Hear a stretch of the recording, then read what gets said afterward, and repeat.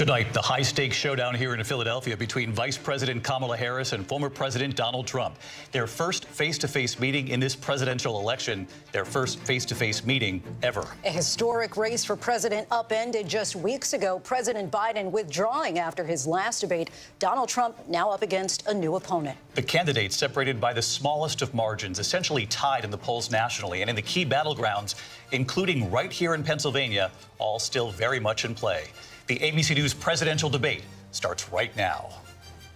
This is an ABC News special, the most consequential moment of this campaign. Kamala Harris. Together, we will chart a new way forward. Donald Trump. We will soon be a great nation again. Face to face, historic. The ABC News presidential debate. Here now, David Muir and Lindsay Davis. Good evening, I'm David Muir, and thank you for joining us for tonight's ABC News presidential debate. We want to welcome viewers watching on ABC and around the world tonight. Vice President Kamala Harris and President Donald Trump are just moments away from taking the stage in this unprecedented race for president. And I'm Lindsay Davis. Tonight's meeting could be the most consequential event of their campaigns, with Election Day now less than 2 months away. For Vice President Kamala Harris, this is her first debate since President Biden withdrew from the race on July 21st. Of course, that decision followed his debate against President Donald Trump in June. Since then, this race has taken on an entirely new dynamic. And that brings us to the rules of tonight's debate. 90 minutes with 2 commercial breaks. No topics or questions have been shared with the campaigns. The candidates will have 2 minutes to answer questions, and this is the clock. That's what they'll be seeing. 2 minutes for rebuttals and 1 minute for follow-ups, clarifications, or responses. Their microphones will only be turned on when it's their turn to speak. No pre-written notes allowed. There is no audience here tonight in this hall at the National Constitution Center. This is an intimate setting for 2 candidates who have never met. President Trump won the coin toss. He chose to deliver the final closing statement of the evening. Vice President Harris selected the podium to the right. So let's now welcome the candidates to the stage. Vice President Kamala Harris and President Donald Trump.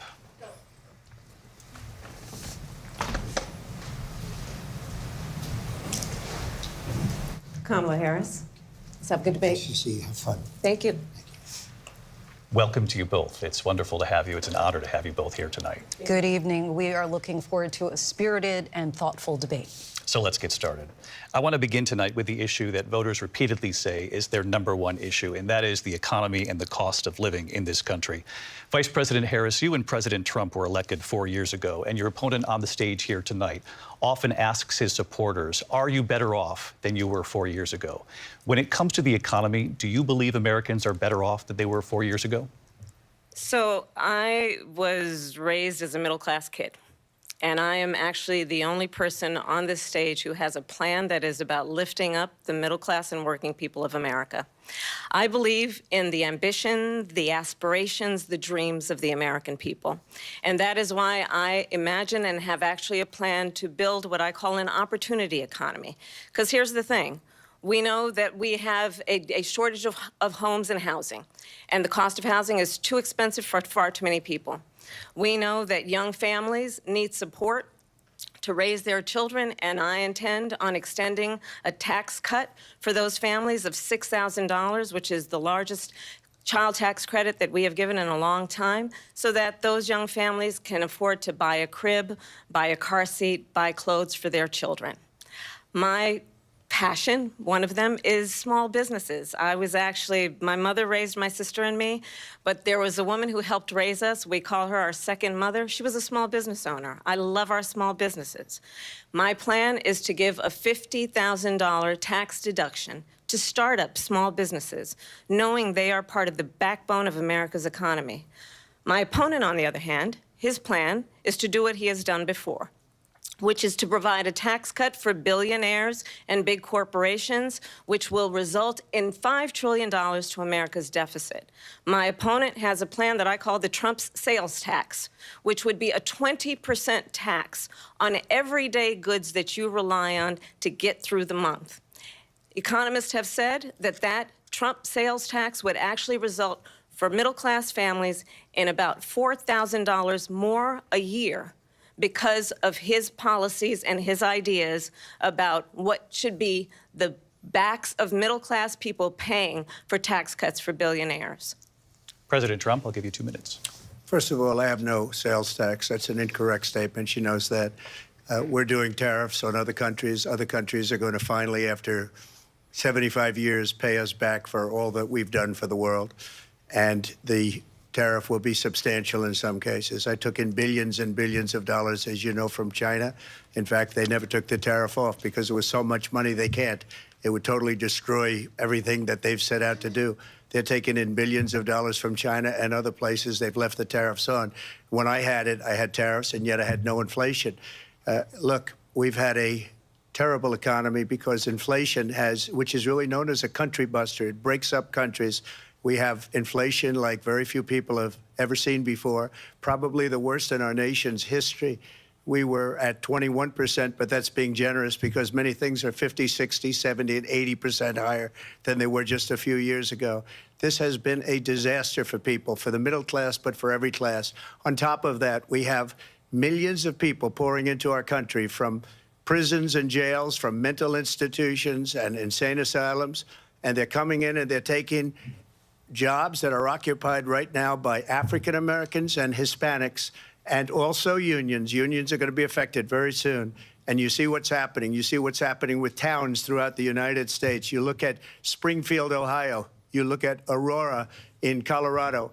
They are taking over the towns. They're taking over buildings. They're going in violently. These are the people that Xi and Biden led into our country, and they're destroying our country. They're dangerous. They're at the highest level of criminality, and we have to get them out. We have to get them out fast. I created one of the greatest economies in the history of our country. I'll do it again and even better. We are going to get to immigration and border security during this debate, but I would like to let Vice President Harris respond on the economy here. Well, I would love to. Let's talk about what Donald Trump left us. Donald Trump left us the worst unemployment since the Great Depression. Donald Trump left us the worst public health epidemic in a century. Donald Trump left us the worst attack on our democracy since the Civil War. And what we have done is clean up Donald Trump's mess. What we have done and what I intend to do is build on what we know are the aspirations and the hopes of the American people. But I'm going to tell you all in this debate tonight, you're going to hear from the same old tired playbook, a bunch of lies, grievances, and name-calling. What you're going to hear tonight is a detailed and dangerous plan called Project 2025 that the former president intends on implementing if he were elected again. I believe very strongly that the American people want a president who understands the importance of bringing us together, knowing we have so much more in common than what separates us. And I pledge to you to be a president for all Americans. President Trump, will give you a minute here to respond. Number one, I have nothing to do, as you know, and as she knows better than anyone, I have nothing to do with Project 2025. That's out there. I haven't read it. I don't want to read it purposely. I'm not going to read it. This was a group of people that got together. They came up with some ideas, I guess some good, some bad. But it makes no difference. I have nothing to do. Everybody knows I'm an open book. Everybody knows what I'm going to do. Cut taxes very substantially and create a great economy like I did before. We had the greatest economy. We got hit with a pandemic. And the pandemic was not since 1917, where 100 million people died, has there been anything like it. We did a phenomenal job with the pandemic.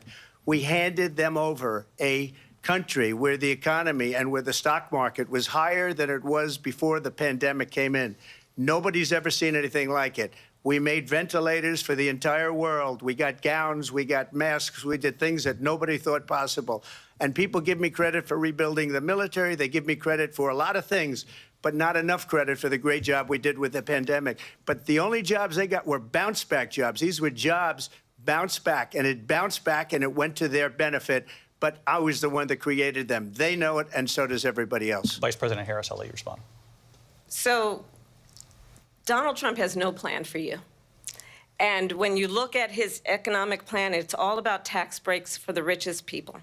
I am offering what I describe as an opportunity economy, and the best economists in our country, if not the world, have reviewed our relative plans for the future of America.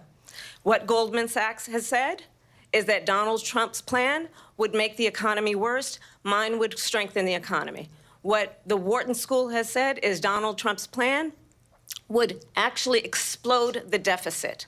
16 Nobel laureates have described his economic plan as something that would increase inflation and by the middle of next year would invite a recession.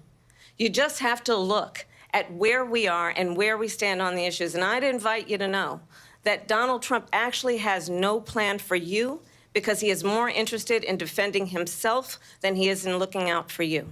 That's just a soundbite. They gave her that to say.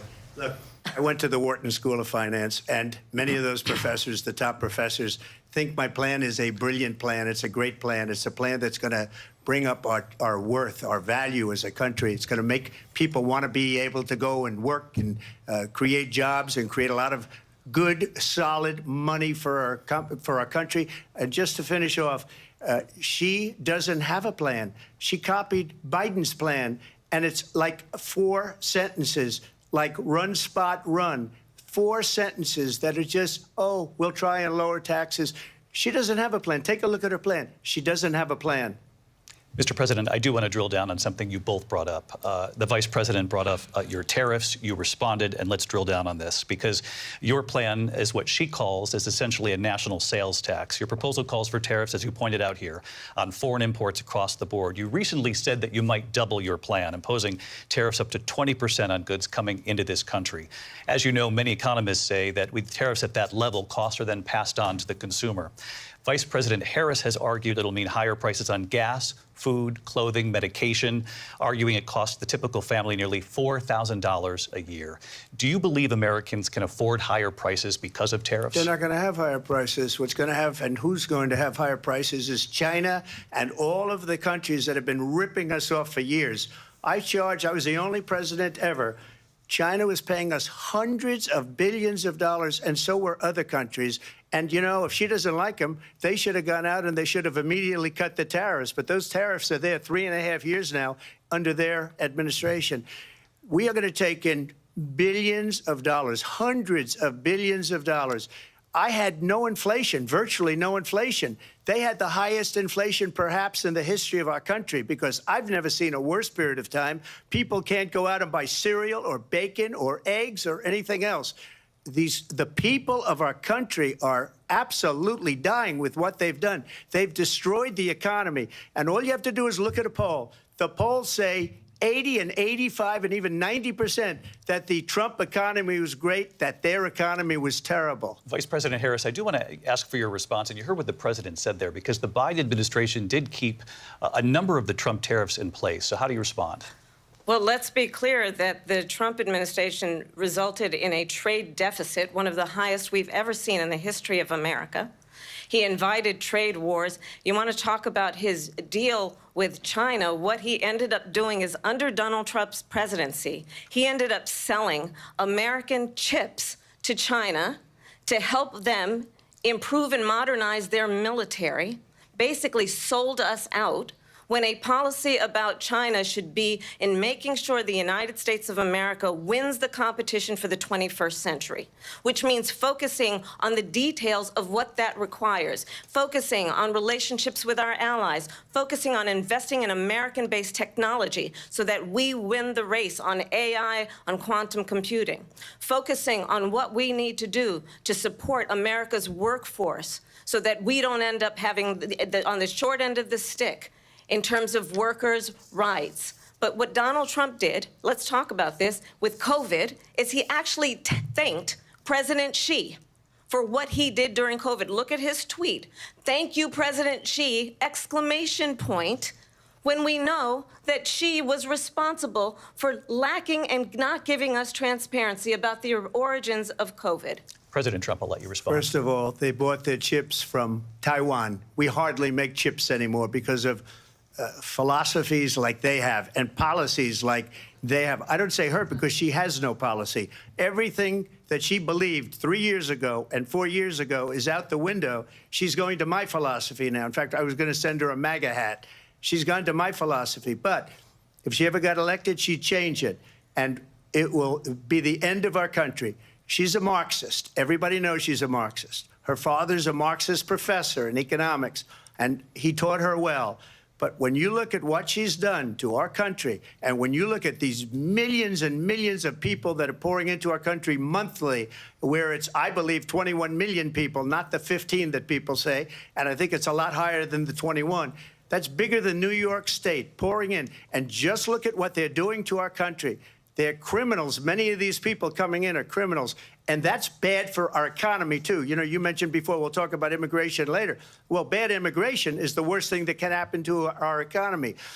They have, and she has, destroyed our country with policy that's insane. Almost policy that you'd say they have to hate our country. President Trump, thank you. Lindsay? I want to turn to the issue of abortion. President Trump, you've often touted that you were able to kill Roe v. Wade. Last year, you said that you were proud to be the most pro-life president in American history. Then last month, you said that your administration would be great for women and their reproductive rights. In your home state of Florida, you surprised many with regard to your 6-week abortion ban because you initially had said that it was too short. And you said, quote, I'm going to be voting that we need more than 6 weeks. But then the very next day, you reversed course and said you would vote to support the 6-week ban. Vice President Harris says that women shouldn't trust you on the issue of abortion because you've changed your position so many times. Therefore, why should they trust you? Well, the reason I'm doing that vote is because the plan is, as you know, the vote is, they have abortion in the 9th month. They even have, and you can look at the governor of West Virginia, the previous governor of West Virginia, not the current governor, who's doing an excellent job, but the governor before, he said the baby will be born and we will decide what to do with the baby. In other words, we'll execute the baby. And that's why I did that, because that predominates, because they're radical. The Democrats are radical in that. And her vice presidential pick, which I think was a horrible pick, by the way, for our country, because he is really out of it. But her vice presidential pick says abortion in the 9th month is absolutely fine. He also says execution after birth. It's execution, no longer abortion, because the baby is born, is okay. And that's not okay with me, hence the vote. But what I did is something for 52 years. They've been trying to get Roe v. Wade into the states. And through the genius and heart and strength of 6 Supreme Court justices, we were able to do that. Now, I believe in the exceptions for rape, incest, and life of the mother. I believe strongly in it. Ronald Reagan did also. 85% of Republicans do.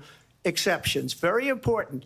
But we were able to get it, and now states are voting on it. And for the first time, you're going to see, look, this is an issue that's torn our country apart for 52 years. Every legal scholar, every Democrat, every Republican, liberal, conservative, they all wanted this issue to be brought back to the states where the people could vote. And that's what happened.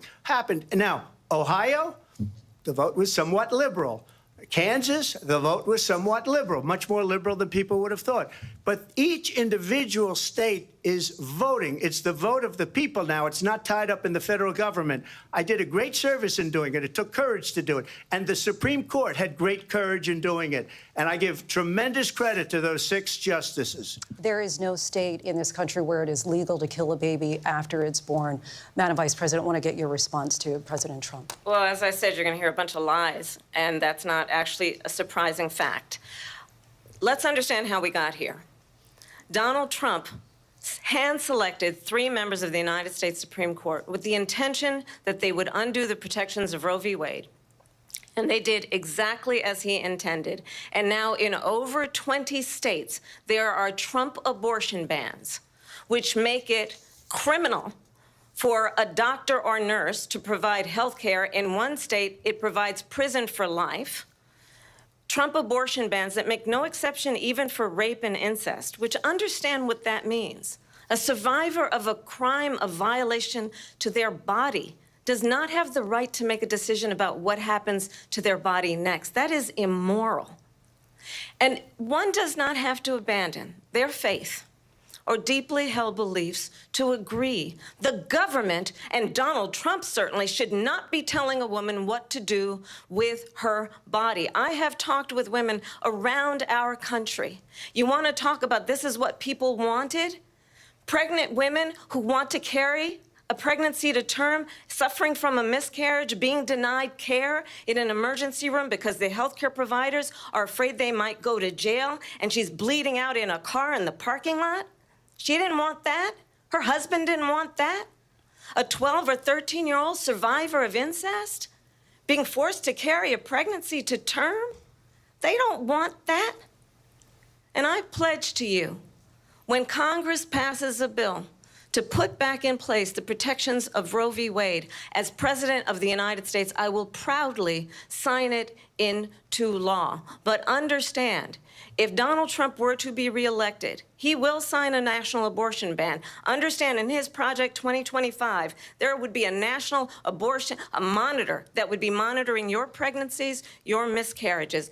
I think the American people believe that certain freedoms, in particular the freedom to make decisions about one's own body, should not be made by the government. Thank you, Vice President Harris. Well, there she goes again. It's a lie. I'm not signing a ban, and there's no reason to sign a ban because we've gotten what everybody wanted. Democrats, Republicans, and everybody else, and every legal scholar wanted it to be brought back into the states, and the states are voting. And it may take a little time, but for 52 years, this issue has torn our country apart, and they've wanted it back in the states. And I did something that nobody thought was possible. The states are now voting. What she says is an absolute lie. And as far as the abortion ban, no, I'm not in favor of abortion ban, but it doesn't matter because this issue has now been taken over by the states. Would you veto a national abortion ban if it came Well, to I your won't desk? have to because, again, two things. Number one, she said she'll go back to Congress. She'll never get the vote. It's impossible for her to get the vote, especially now with the 50-50 and essentially 50-50 in both Senate and the House. She's not going to get the vote. She can't get the vote. She won't even come close to it. So it's just talk. You know what it reminds me of? When they said they're going to get student loans terminated, and it ended up being a total catastrophe. The student loans, and then her, I think probably her boss, if you call him a boss, he spends all his time on the beach. But look, her boss went out and said, we'll do it again. We'll do it a different way. And he went out, got rejected again by the Supreme Court. So all these students got taunted with this whole thing about this whole idea. And how unfair that would have been, part of the reason they lost, to the millions and millions of people that had to pay off their student loans. They didn't get it for free. But they were saying it's the same way that they talked about that they talk about abortion. But if I could just get a yes or no, because your running mate, J.D. Vance, has said that you would veto it if it did come to your desk. Well, I didn't discuss it with J.D. In all fairness, J.D., and I don't mind if he has a certain view, but I think he was speaking for me, but I really didn't. Look, we don't have to discuss it because she'd never be able to get it, just like she couldn't get student loans. They couldn't get student loans. They didn't even come close to getting student loans. They taunted young people and a lot of other people that had loans. They can never get this approved. So it doesn't matter what she says about going to Congress. Well, wonderful. Let's go to Congress. Do it.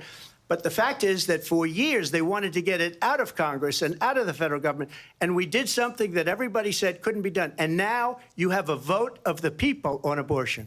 Vice President Harris, I want to give you your time to respond, but I do want to ask, would you support any restrictions on a woman's right to an abortion? I absolutely support reinstating the protections of Roe v. Wade. And as you rightly mentioned, nowhere in America is a woman carrying a pregnancy to term and asking for an abortion. That is not happening. It's insulting to the women of America. And understand what has been happening under Donald Trump's abortion bans. Couples who pray and dream of having a family are being denied IVF treatments. What is happening in our country? Working people, working women who are working 1 or 2 jobs, who can barely afford childcare as it is, have to travel to another state to get on a plane sitting next to strangers to go and get the health care she needs. Barely can afford to do it, and what you are putting her through is unconscionable. And the people of America have not, the majority of Americans believe in a woman's right to make decisions about her own body, and that is why in every state where this issue has been on the ballot, in red and blue states both, the people of America have voted for freedom. Vice President Harris, Excuse me, I thank have you. to respond. Another lie. It's another lie. I have been a leader on IVF, which is fertilization. The IVF, I have been a leader. In fact, when they got a very negative decision on IVF from the Alabama courts, I saw the people of Alabama and the legislature 2 days later voted it in. I've been a leader on it. They know that, and everybody else knows it. I have been a leader on fertilization, IVF. And the other thing, you should ask, will she allow abortion in the 8th month, 9th month, 7th month? Come on. Okay, would you do that? Why don't you ask her that question? Why don't you answer That's the problem. question? Would you because veto? under Roe v. Wade, Answer the question, would you veto? you could do abortions in the 7th month, the 8th month, the 9th That's month, not true. and probably after birth. Just look at the governor, former governor of Virginia.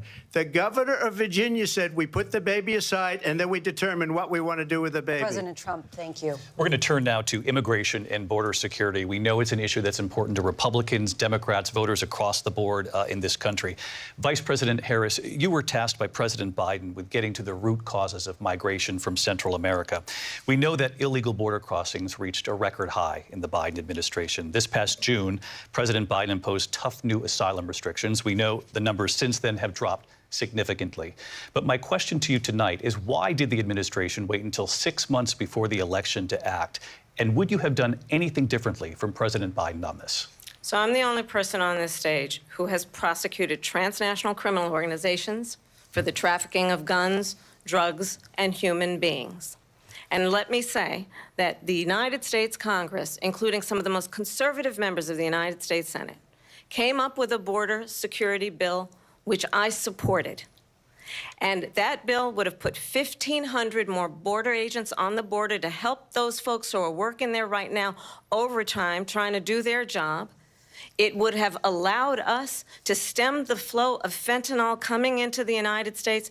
I know there are so many families watching tonight who have been personally affected by the surge of fentanyl in our country. That bill would have put more resources to allow us to prosecute transnational criminal organizations for trafficking in guns, drugs, and human beings. But you know what happened to that bill? Donald Trump got on the phone, called up some folks in Congress, and said, kill the bill. And you know why? Because he'd prefer to run on a problem instead of fixing a problem. And understand, this comes at a time where the people of our country actually need a leader who engages in solutions, who actually addresses the problems at hand. But what we have in the former president is someone who would prefer to run on a problem instead of fixing a problem. And I'll tell you something, he's going to talk about immigration a lot tonight, even when it's not the subject that is being raised. And I'm going to actually do something really unusual, and I'm going to invite you to attend one of Donald Trump's rallies, because it's a really interesting thing to watch. You will see during the course of his rallies, he talks about fictional characters like Hannibal Lecter. He will talk about windmills cause cancer. And what you will also notice is that people start leaving his rallies early out of exhaustion and boredom. And I will tell you, the one thing you will not hear him talk about is you. You will not hear him talk about your needs, your dreams, and your desires. And I'll tell you, I believe you deserve a president who actually puts you first, and I pledge to you that I will. Vice President Harris, thank you. President Trump, on that point, I want to get your response. Well, I would like to respond. Let me just ask, though, why did you try to kill that bill, and successfully so? That would have put thousands of additional agents and officers on the border. First, let me respond as to the Please. rallies. She said people start leaving. People don't go to her rallies. There's no reason to go. And the people that do go, she's bussing them in and paying them to be there, and then showing them in a different light. So she can't talk about that. People don't leave my rallies. We have the biggest rallies, the most incredible rallies in the history of politics. That's because people want to take their country back. Our country is being lost. We're a failing nation. And it happened 3.5 years ago. And what's going on here, you're going to end up in World War III, just to go into another subject. What they have done to our country by allowing these millions and millions of people to come into our country, and look at what's happening to the towns all over the United States. And a lot of towns don't want to talk. It's not going to be Aurora or Springfield. A lot of towns don't want to talk about it because they're so embarrassed by it. In Springfield, they're eating the dogs, the people that came in. They're eating the cats. They're eating the pets of the people that live there. And this is what's happening in our country, and it's a shame. As far as rallies are concerned, as far as the reason they go is they like what I say. They want to bring our country back. They want to make America great again. It's a very simple phrase, make America great again.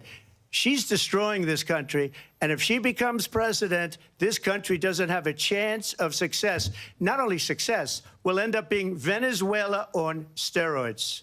I just want to clarify here. You bring up Springfield, Ohio, and ABC News did reach out to the city manager there. He told us there have been no credible reports of specific claims of pets being harmed, injured, or abused by individuals within the immigrant community. Well, All I've this- seen people on television. Let me just say here, this is the people on television say my dog was taken and used for food. So maybe he said that, and maybe that's a good thing to say for a city manager. I'm not taking this from but television. the people I'm on taking it from television the city saying their manager. dog was eaten by the people that went there. Again, the Springfield city manager says there's no evidence of that. Vice We'll President find Harris, out. I'll let you respond to the rest of what you've heard. You talk about extreme. You know, this is, I think, one of the reasons why in this election I actually have the endorsement of 200 Republicans who have formerly worked with President Bush, Mitt Romney, and John McCain, including the endorsement of former Vice President Dick Cheney and Congress member Liz Cheney.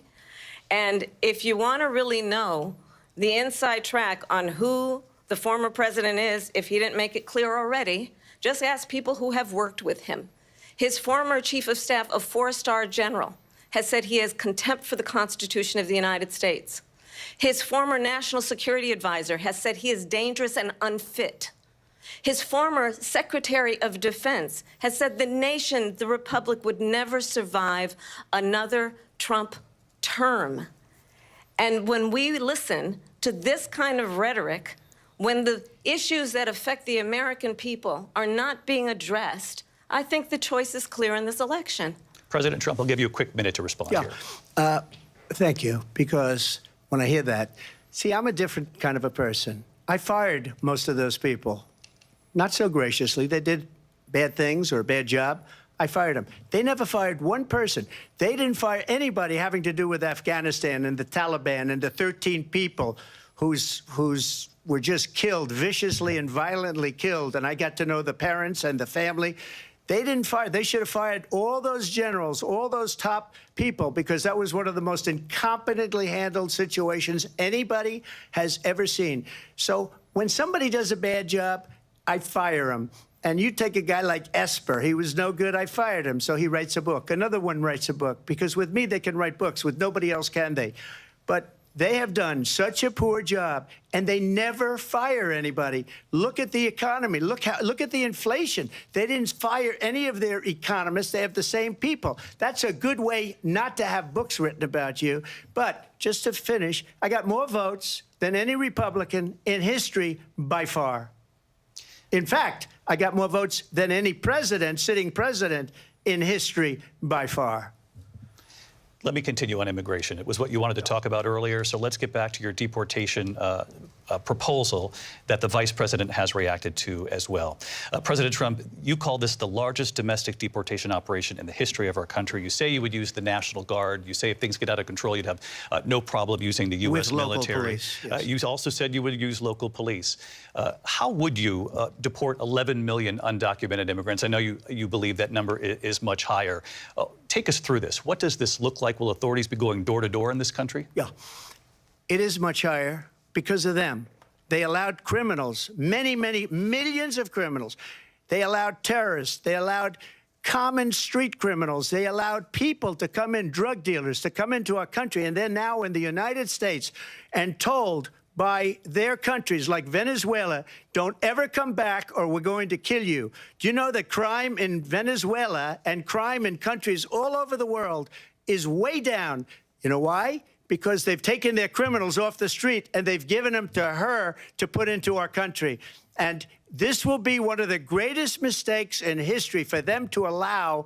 And I think they probably did it because they think they're going to get votes, but it's not worth it because they're destroying the fabric of our country by what they've done. There's never been anything done like this at all. They've destroyed the fabric of our country. Millions of people let in. And all over the world, crime is down all over the world except here. Crime here is up and through the roof. Despite their fraudulent statements that they made, crime in this country is through the roof. And we have a new form of crime. It's called migrant crime. And it's happening at levels that nobody thought possible. President Trump, as you know, the FBI says overall violent crime is actually coming down in this country. But Vice Excuse me, President the Harris, FBI they were defrauding statements. They didn't include the worst cities. They didn't include the cities with the worst crime. It was a fraud, just like their number of 818,000 jobs that they said they created turned out to be a fraud. President Trump, thank you. I'll let you respond, Vice President Harris. Well, I think this is so rich coming from someone who has been prosecuted for national security crimes, economic crimes, election interference, has been found liable for sexual assault, and his next big court appearance is in November at his own criminal sentencing. And let's be clear, where each person stands on the issue of what is important about respect for the rule of law and respect for law enforcement.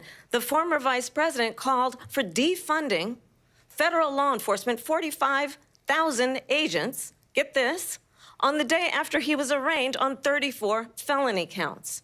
So let's talk about what is important in this race. It is important that we move forward, that we turn the page on this same old tired rhetoric and address the needs of the American people, address what we need to do about the housing shortage, which I have a plan for, address what we must do to support our small businesses, address bringing down the price of groceries. But frankly, the American people are exhausted with this same old tired playbook. Vice President Harris, thank you. Excuse me. Every one of those cases was started by them against their political opponent. And I'm winning most of them, and I will win the rest on appeal. And you saw that with the decision that came down just recently from the Supreme Court. I'm winning most of them. But those are cases, it's called weaponization. Never happened in this country. They weaponized the Justice Department. Every one of those cases was involved with the DOJ, from Atlanta and Fani Willis to the Attorney General of New York and the DA in New York. Every one of those cases. And then they say, oh, he's a criminal. They're the ones that made them go after me. By the way, Joe Biden was found essentially guilty on the documents case. And what happened in my documents case? They said, oh, that's the toughest of them all. A complete and total victory. 2 months ago, it was thrown out. It's weaponization, and they used it, and it's never happened in this country. They used it to try and win an election. They're fake cases. President Trump, thank you. A really quick response here, Vice President Harris, on this notion of weaponization of the Justice Department. Well, let's talk about extreme and understand the context in which this election in 2024 is taking place. The United States Supreme Court recently ruled that the former president would essentially be immune from any misconduct if he were to enter the White House again. Understand, this is someone who has openly said he would terminate, I'm quoting, terminate the Constitution of the United States, that he would weaponize the Department of Justice against his political enemies. Someone who has openly expressed disdain for members of our military. Understand what it would mean if Donald Trump were back in the White House with no guardrails, because certainly we know now the court won't stop him. We know J.D. Vance is not going to stop him. It's up to the American people Vice President to stop Harris, him. thank you. Lindsay? Vice President Harris, in your last run for president. This is the one that weaponized, not me. She weaponized. I probably took a bullet to the head because of the things that they say about me. They talk about democracy. I'm a threat to democracy. They're the threat to democracy with a fake Russia investigation We do have a lot that went nowhere. We have a lot to get to. Lindsay? Vice President Harris, in your last run for president, you said you wanted to ban fracking. Now you don't. You wanted mandatory government buyback programs for assault weapons. Now your campaign says you don't. You supported decriminalizing border crossings. Now you're taking a harder line. I know you say that your values have not changed. So then why have so many of your policy positions changed? So my values have not changed, and I'm going to discuss every at least every point that you've made. But in particular, let's talk about fracking because we're here in Pennsylvania. I made that very clear in 2020.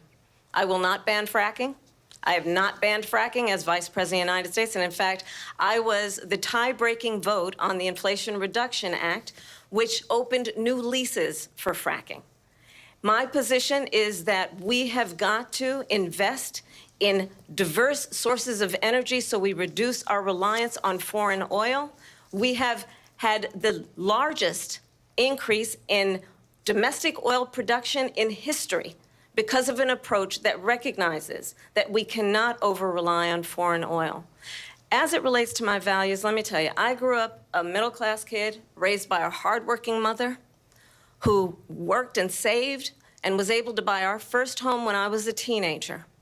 The values I bring to the importance of home ownership, knowing not everybody got handed $400 million on a silver platter and then filed bankruptcy 6 times, is a value that I bring to my work to say we are going to work with the private sector and home builders to increase 3 million homes, increase by 3 million homes by the end of my first term. My work that is related to having a friend when I was in high school who was sexually assaulted by her stepfather. And my focus then on protecting women and children from violent crime is based on a value that is deeply grounded in the importance of standing up for those who are most vulnerable. My work that is about protecting Social Security and Medicare is based on long-standing work that I have done, protecting seniors from scams. My values have not changed. And what is important is that there is a president who actually brings values and a perspective that is about lifting people up and not beating people down and name-calling. The true measure of the leader is the leader who actually understands the strength is not in beating people down, it's in lifting people up. I intend to be that president. President Trump, your response? First of all, I wasn't given $400 million. I wish I was. My father was a Brooklyn builder, Brooklyn, Queens, and a great father, and I learned a lot from him. But I was given a fraction of that, a tiny fraction, and I built it into many, many billions of dollars, many, many billions. And when people see it, they are even surprised. So we don't have to talk about that. Fracking, she's been against it for 12 years. Defund the police, she's been against that forever. She gave all that stuff up very wrongly, very horribly, and everybody's laughing at it, okay? They're all laughing at it. She gave up at least 12 and probably 14 or 15 different policies. Like, she was big on defund the police. In Minnesota, she went out, wait a minute, I'm talking now, if you don't mind, please. Does that sound familiar? She went out in Minnesota and wanted to let criminals that killed people, that burned down Minneapolis, she went out and raised money to get them out of jail. She did things that nobody would ever think of. Now she wants to do transgender operations on illegal aliens that are in prison. This is a radical left liberal that would do this. She wants to confiscate your guns, and she will never allow fracking in Pennsylvania. If she won the election, fracking in Pennsylvania will end on day one. Just to finish, one thing so important in my opinion. So I got the oil business going like nobody has ever done before. When they took over, they got rid of it, started getting rid of it, and the prices were going up the roof. They immediately let these guys go to where they were. I would have been 5 times, 4 times, 5 times higher, because you're talking about 3.5 years ago. They got it up to where I was because they had no choice, because the prices of energy were quadrupling and doubling. You saw what happened to gasoline. So they said, let's go back to Trump. But if she won the election, the day after that election, they'll go back to destroying our country, and oil will be dead, fossil fuel will be dead, we'll go back to windmills, and we'll go back to solar, where they need a whole desert to get some energy to come out of. You ever see a solar plant? By the way, I'm a big fan of solar, but they take 400, 500 acres of desert President soil. Trump, we have a These lot are of not good issues things that we for the have to get environment to. that We're she out of time. understands. Thank you. Lindsay, thank you. We have an election in just 56 days. And I want to talk about the peaceful transfer of power, which, of course, we all know is a cornerstone of our democracy, and the role of a president in a moment of crisis. Mr. President, on January 6th, you told your supporters to march to the Capitol. You said you would be right there with them. The country and the world saw what played out at the Capitol that day, the officers coming under attack. Aides in the West Wing say you watched it unfold on television off the Oval Office. You did send out tweets, but it was more than 2 hours before you sent out that video message telling your supporters to go home. Is there anything you regret about what you did on that day? You just said a thing that isn't covered. Peacefully and patriotically, I said during my speech, not later on. Peacefully and patriotically. And nobody on the other side was killed. Ashley Babbitt was shot by an out-of-control police officer that should have never, ever shot her. It's a disgrace. But we didn't do this group of people that have been treated so badly. I ask, what about all the people that are pouring into our country and killing people that she allowed to pour in? She was the border czar, remember that. She was the border czar. She doesn't want to be called the border czar because she's embarrassed by the border. In fact, she said at the beginning, oh, I'm surprised you're not talking about the border yet. That's because she knows what a bad job they've done. What about those people? When are they going to be prosecuted? When are these people from countries all over the world, not just South America? They're coming in from all over the world, David, all over the world. And crime rates are down all over the world because of it. But let me just when ask are those, David, when are those people going to be prosecuted? When are the people that burned down Minneapolis going to be prosecuted? Or in Seattle? They went into Seattle. They took over a big percentage of the city of Seattle. When are those people going to be prosecuted? But let me just ask You might ask her that question. You were the president. You were watching it unfold on television. It's a very simple question as we move forward toward another election. Is there anything you regret about what you did on that day? Yes or no? I had nothing to do with that other than they asked me to make a speech. I showed up for a speech. I said, I think it's going to be big. I went to Nancy Pelosi and the mayor of Washington, D.C., and the mayor put it back in writing, as you know. I said, you know, this is going to be a very big rally or whatever you want to call it. And again, it wasn't done by me. It was done by others. I said, I'd like to give you 10,000 National Guard or soldiers. They rejected me. Nancy Pelosi rejected me. It was just 2 weeks ago. Her daughter has a tape of her saying she is fully responsible for what happened. They want to get rid of that tape. It would have never happened if Nancy Pelosi and the mayor of Washington did their jobs. I wasn't responsible for security. Nancy Pelosi was responsible. She didn't do her job. The question was about you as president, not about former Speaker Pelosi, but I do want Vice President Harris to respond here. I was at the Capitol on January 6th. I was the vice president-elect. I was also an acting senator. I was there. And on that day, the President of the United States incited a violent mob to attack our nation's capital, to desecrate our nation's capital. On that day, 140 law enforcement officers were injured, and some died. And understand, the former president has been indicted and impeached for exactly that reason. But this is not an isolated situation.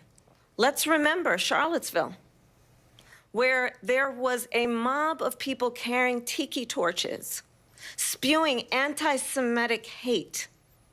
And what did the president then at the time say? There were fine people on each side. Let's remember that when it came to the Proud Boys, a militia, the president said, the former president said, stand back and stand by. So for everyone watching who remembers what January 6th was, I say, we don't have to go back. Let's not go back. We're not going back. It's time to turn the page. And if that was a bridge too far for you, well, there is a place in our campaign for you to stand for country, to stand for our democracy, to stand for rule of law, and to end the chaos, and to end the approach that is about attacking the foundations of our democracy because you don't like the outcome. And be clear on that point. Donald Trump, the candidate, has said in this election there will be a bloodbath if this and the outcome of this election is not to his liking. Let's turn the page on this. Let's not go back. Let's chart a course for the future and not go backwards to the past. Let me just follow up here. It was a different term, and it was a term that related to energy because they have destroyed our energy business. That was where bloodbath was. Also, on Charlottesville, that story has been, as you would say, debunked. Laura Ingraham, Sean Hannity, Jesse, all of these people, they covered it. If they go an extra sentence, they will see it was perfect. It was debunked in almost every newspaper, but they still bring it up, just like they bring 2025 up. They bring all of this stuff up. I ask you this. You talk about the Capitol. Why are we allowing these millions of people to come through on the southern border? How come she's not doing anything? And I'll tell you what I would do, and I would be very proud to do it. I would say we would both leave this debate right now. I'd like to see her go down to Washington, D.C. during this debate because we're wasting a lot of time. Go down to, because she's been so bad, it's so ridiculous. Go down to Washington, D.C. and let her sign a bill to close up the border because they have the right to do it. They don't need bills. They have the right to do it. The President of the United States, you'll get him out of bed, you'll wake him up at 4 o'clock in the afternoon, you'll say, come on down to the office, let's sign a bill. If he signs a bill that the border is closed, all he has to do is say it to the Border Patrol, who are phenomenal. If they do that, the border is closed. Mr. Those President, people are killing many people, unlike J6. We talked immigration here tonight. I do want to focus on this next issue to both of you because it really brings us this into focus, truth in these times that we're living in. Mr. President, for 3.5 years after you lost the 2020 election, you repeatedly falsely claimed that you won, many times saying you won in a landslide. In the past couple of weeks leading up to this debate, you have said, quote, you lost by a whisker, that you, quote, didn't quite make it, that you came up a little bit short.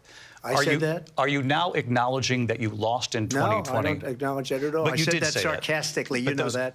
It was said, oh, we lost by a whisker. That was said sarcastically. Look, there's so much proof. All you have to do is look at it. And they should have sent it back to the legislatures for approval. I got almost 75 million votes, the most votes any sitting president has ever gotten. I was told if I got 63, which was what I got in 2016, you can't be beaten.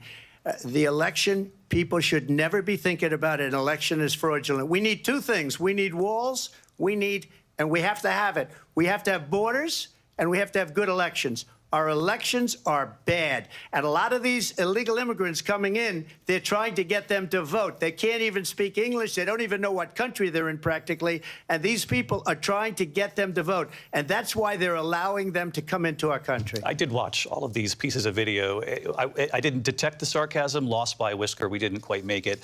And we should just point out here as clarification, and you know this, you and your allies, 60 cases in front of many judges, many of them Republican. No judge looked at it. And said there was no we didn't have standing. Fraud. That's the other thing.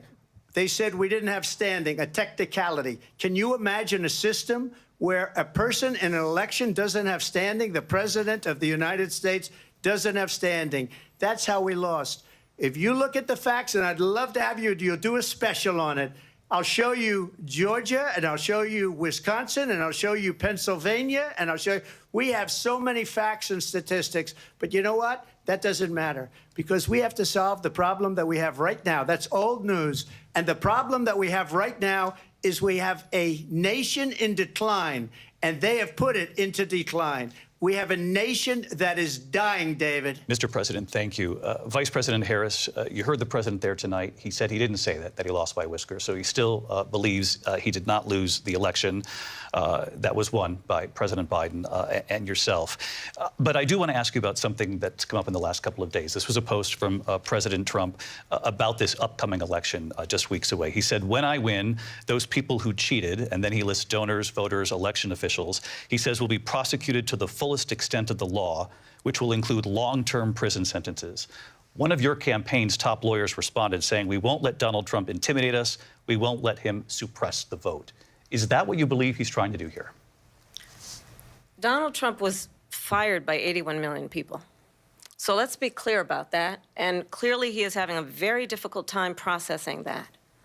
But we cannot afford to have a president of the United States who attempts, as he did in the past, to upend the will of the voters in a free and fair election. And I'm going to tell you that I have traveled the world as Vice President of the United States, and world leaders are laughing at Donald Trump. I have talked with military leaders, some of whom worked with you, and they say you're a disgrace.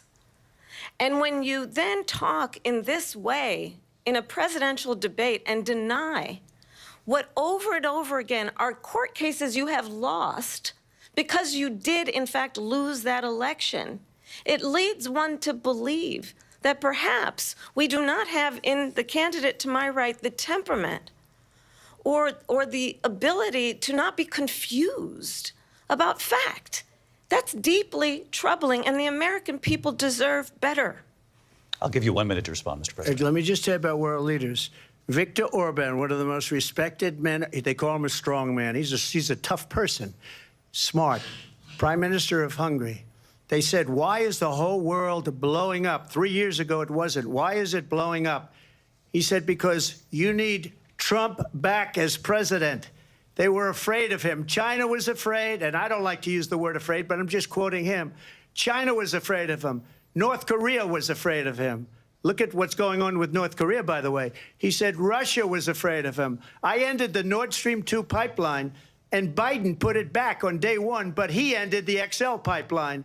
The XL pipeline in our country, he ended that. But he let the Russians build a pipeline going all over Europe and heading into Germany, the biggest pipeline in the world. Look, Viktor Orban said it. He said the most respected, most feared person is Donald Trump. We had no problems when Trump was president. But when this weak, pathetic man that you saw at a debate just a few months ago, that if he weren't in that debate, he'd be running instead of her. She got no votes. He got 14 million votes. What you did, you talk about a threat to democracy. He got 14 million votes, and they threw him out of office. And you know what? I'll give you a little secret. He hates her. He can't stand her. But he got 14 million votes. They threw him out. She got 0 votes. And when she ran, she was the first one to leave because she failed. And now she's running. I don't understand it, but I'm okay with it because your time is I up. think we're Thank going to you. do very well. We've got a lot more to get to. Turning now Yes. to the Israel-Hamas war and the hostages who are still being held, Americans among them. Vice President Harris, in December, you said, quote, Israel has a right to defend itself, but you added, quote, it matters how, saying international humanitarian law must be respected. Israel must do more to protect innocent civilians. You said that 9 months ago. Now an estimated 40,000 Palestinians are dead. Nearly 100 hostages remain. Just last week, Prime Minister Benjamin Netanyahu said there's not a deal in the making. President Biden has not been able to break through the stalemate. How would you do it? Well, let's understand how we got here. On October 7, Hamas, a terrorist organization, slaughtered 1,200 Israelis. Many of them young people who were simply attending a concert. Women were horribly raped. And so absolutely, I said then, I say now, Israel has a right to defend itself. We would. And how it does so matters. Because it is also true, far too many innocent Palestinians have been killed. Children, mothers. What we know is that this war must end. It must end immediately, and the way it will end is we need a ceasefire deal and we need the hostages out.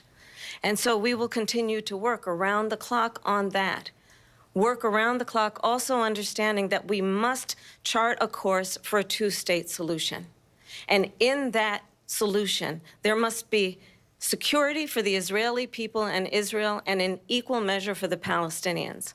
But the one thing I will assure you always, I will always give Israel the ability to defend itself, in particular as it relates to Iran and any threat that Iran and its proxies pose to Israel. But we must have a two-state solution where we can rebuild Gaza, where the Palestinians have security, self-determination, and the dignity they so rightly deserve. President Trump, how would you negotiate with Netanyahu and also Hamas in order to get the hostages out and prevent the killing of more innocent civilians in Gaza? If I were president, it would have never started. If I were president, Russia would have never, ever, I know Putin very well, he would have never, and there was no threat of it either, by the way, for 4 years, have gone into Ukraine and killed millions of people when you add it up, far worse than people understand what's going on over there. But when she mentions about Israel, all of a sudden, She hates Israel. She wouldn't even meet with Netanyahu when he went to Congress to make a very important speech. She refused to be there because she was at a sorority party of hers. She wanted to go to the sorority party. She hates Israel. If she's president, I believe that Israel will not exist within 2 years from now. And I've been pretty good at predictions, and I hope I'm wrong about that one. She hates Israel. At the same time, in her own way, she hates the Arab population because the whole place is going to get blown up. Arabs, Jewish people, Israel. Israel will be gone. It would have never happened. Iran was broke under Donald Trump. Now Iran has $300 billion because they took off all the sanctions that I had. Iran had no money for Hamas or Hezbollah or any of the 28 different spheres of terror. And they are spheres of terror, horrible terror. They had no money. It was a big story, and you know it. You covered it very well, actually. They had no money for terror. They were broke. Now they're a rich nation, and now what they're doing is they're spreading that money around. Look at what's happening with the Houthis and Yemen. Look at what's going on in the Middle East. This would have never happened. I will get that settled and fast, and I'll get the war with Ukraine and Russia ended. If I'm president-elect, I'll get it done before even becoming president. Vice President Harris, he says you hate Israel. That's absolutely not true. I have my entire career and life supported Israel and the Israeli people. He knows that. He's trying to, again, divide and distract from the reality, which is it is very well known that Donald Trump is weak and wrong on national security and foreign policy. It is well known that he admires dictators, wants to be a dictator on day one, according to himself. It is well known that he said of Putin that he can do whatever the hell he wants and go into Ukraine. It is well known that he said when Russia went into Ukraine, it was brilliant. It is well known he exchanged love letters with Kim Jong-un. And it is absolutely well known that these dictators and autocrats are rooting for you to be president again because they're so clear. They can manipulate you with flattery and favors. And that is why so many military leaders who you have worked with have told me you are a disgrace.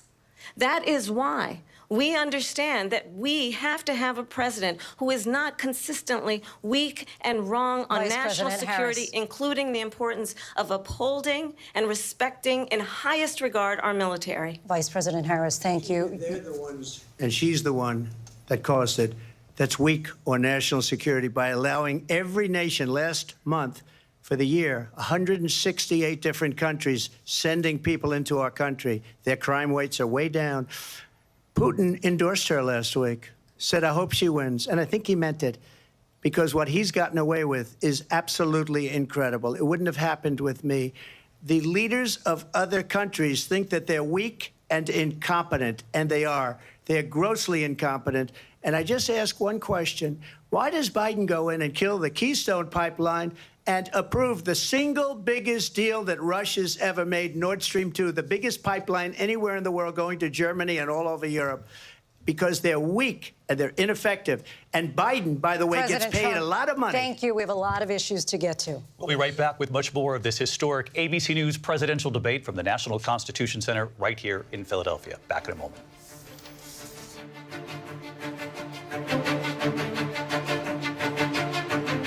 The ABC News presidential debate will continue after this.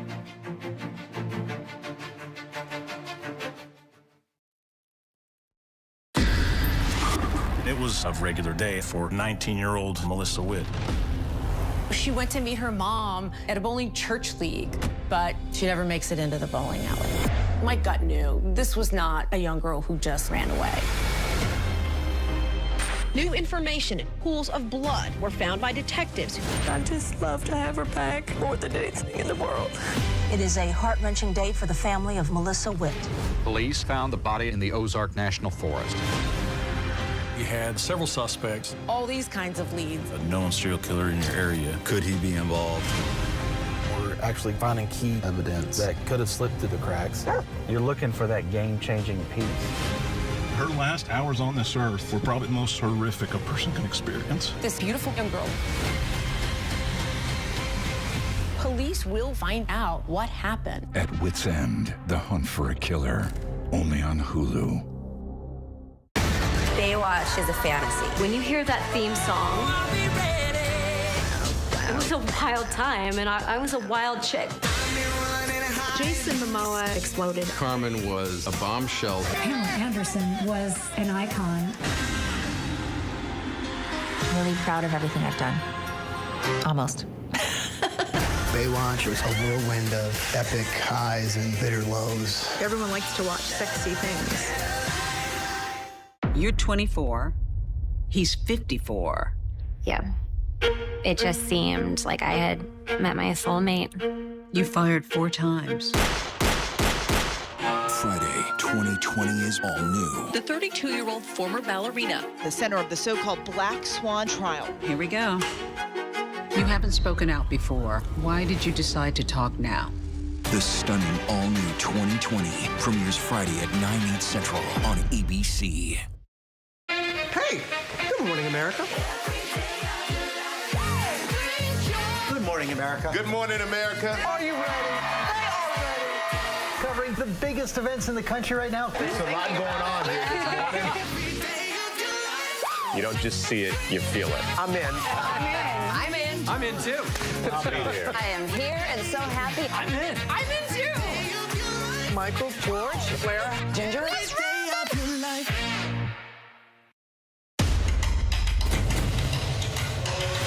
This is Impact by Nightline. Are you kidding me? My sense was that everybody around him was afraid of him. Brittany describes having a secret abortion that not even her family knew about. What's going on with Kate? What is the relationship like between Harry and William today? What did people start to say? You look great. Are you on Ozempic?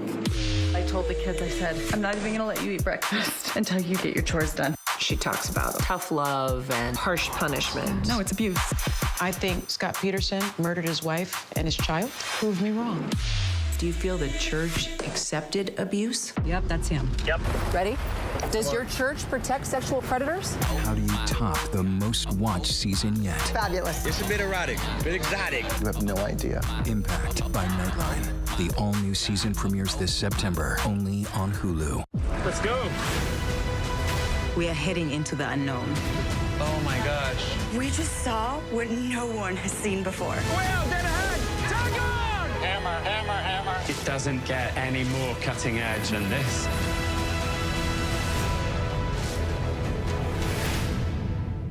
Reporting from outside Wembley Stadium, surrounded by Swifties as Taylor Swift is set to kick off 5 sold-out concerts.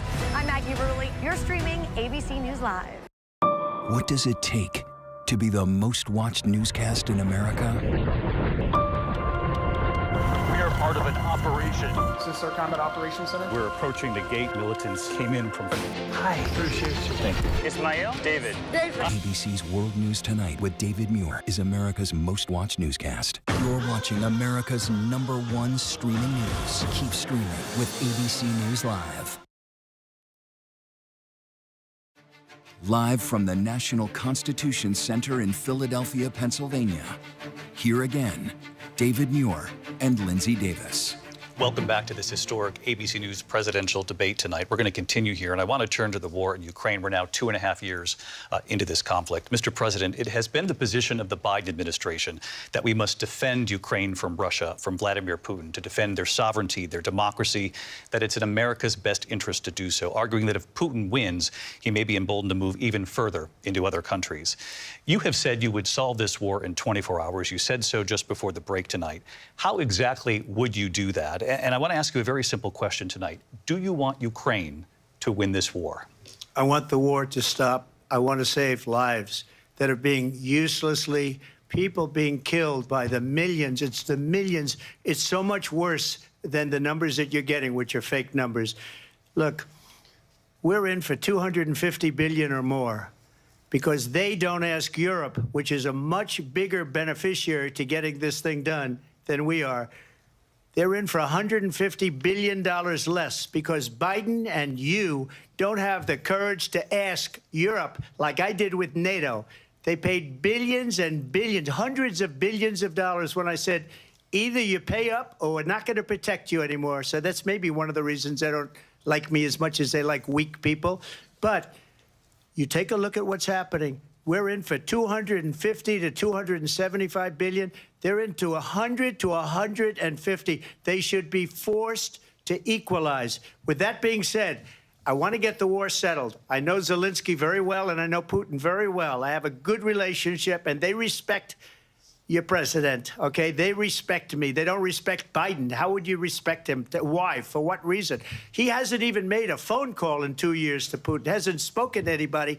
They don't even try and get it. That is a war that's dying to be settled. I will get it settled before I even become president. If I win, when I'm president-elect, and what I'll do is I'll speak to one, I'll speak to the other, I'll get them together. That war would have never happened. And in fact, when I saw Putin after I left, unfortunately left because our country has gone to hell. But after I left, when I saw him building up soldiers, he did it after I left, I said, oh, he must be negotiating. It must be a good, strong point of negotiation. Well, it wasn't, because Biden had no idea how to talk to him. He had no idea how to stop it. And now you have millions of people dead, and it's only getting worse, and it could lead to World War III. Don't kid yourself, David. We're playing with World War III, and we have a president that we don't even know if he's... Where is our president? We don't even know if he's a president. And just to clarify they here... They threw him out of a campaign like a dog. We don't even know. Is he our president? But we have a president, Mr. President, that doesn't know he's alive. Your time is up. Just to clarify in the question, do you believe it's in the U.S. best interests for Ukraine to win this war, yes or no? I think it's the U.S. best interest to get this war finished and just get it done. All right. Negotiate a deal, because we have to stop all of these human lives from being destroyed. I want to take this to Vice President Harris. I want to get your thoughts on support for Ukraine in this moment, but also, as Commander-in-Chief, if elected, how would you deal with Vladimir Putin, and would it be any different from what we're seeing from President Biden? Well, first of all, it's important to remind the former president you're not running against Joe Biden, you're running against me. I believe the reason that Donald Trump says that this war would be over within 24 hours is because he would just give it up. And that's not who we are as Americans. Let's understand what happened here. I actually met with Zelensky a few days before Russia invaded, tried through force to change territorial boundaries, to defy one of the most important international rules and norms, which is the importance of sovereignty and territorial integrity. And I met with President Zelensky. I shared with him American intelligence about how he could defend himself. Days later, I went to NATO's eastern flank, to Poland and Romania. And through the work that I and others did, we brought 50 countries together to support Ukraine in its righteous defense. And because of our support, because of the air defense, the ammunition, the artillery, the javelins, the Abrams tanks that we have provided, Ukraine stands as an independent and free country. If Donald Trump were president, Putin would be sitting in Kyiv right now. And understand what that would mean, because Putin's agenda is not just about Ukraine.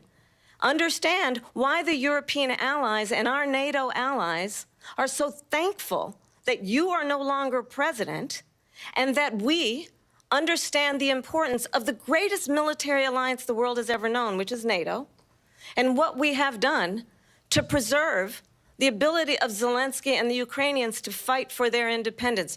Otherwise, Putin would be sitting in Kyiv with his eyes on the rest of Europe, starting with Poland. And why don't you tell the 800,000 Polish Americans right here in Pennsylvania how quickly you would give up for the sake of favor and what you think is a friendship with what is known to be a dictator who would eat you for lunch.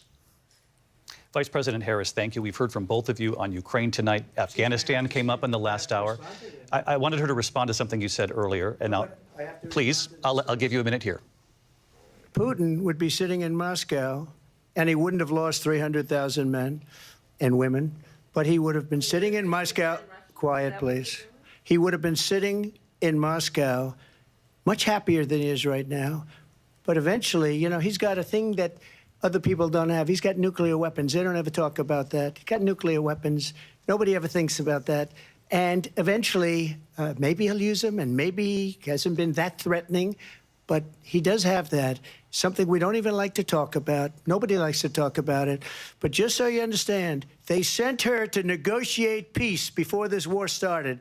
3 days later, he went in and he started the war because everything they said was weak and stupid. They said the wrong things. That war should have never started. She was the emissary. They sent her in to negotiate with Zelensky and Putin, and she did. And the war started 3 days later. And that's the kind of talent we have with her. She's worse than Biden. In my opinion, I think he's the worst president in the history of our country. She goes down as the worst vice president in the history of our country. But let me tell you something. She is a horrible negotiator.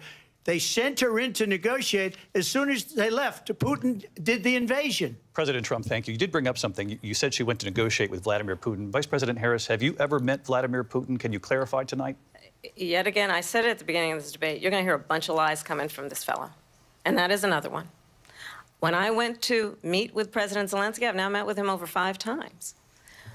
The reality is it has been about standing as America always should, as a leader upholding international rules and norms, as a leader who shows strength, understanding that the alliances we have around the world are dependent on our ability to look out for our friends and not favor our enemies because you adore strongmen instead of caring about democracy.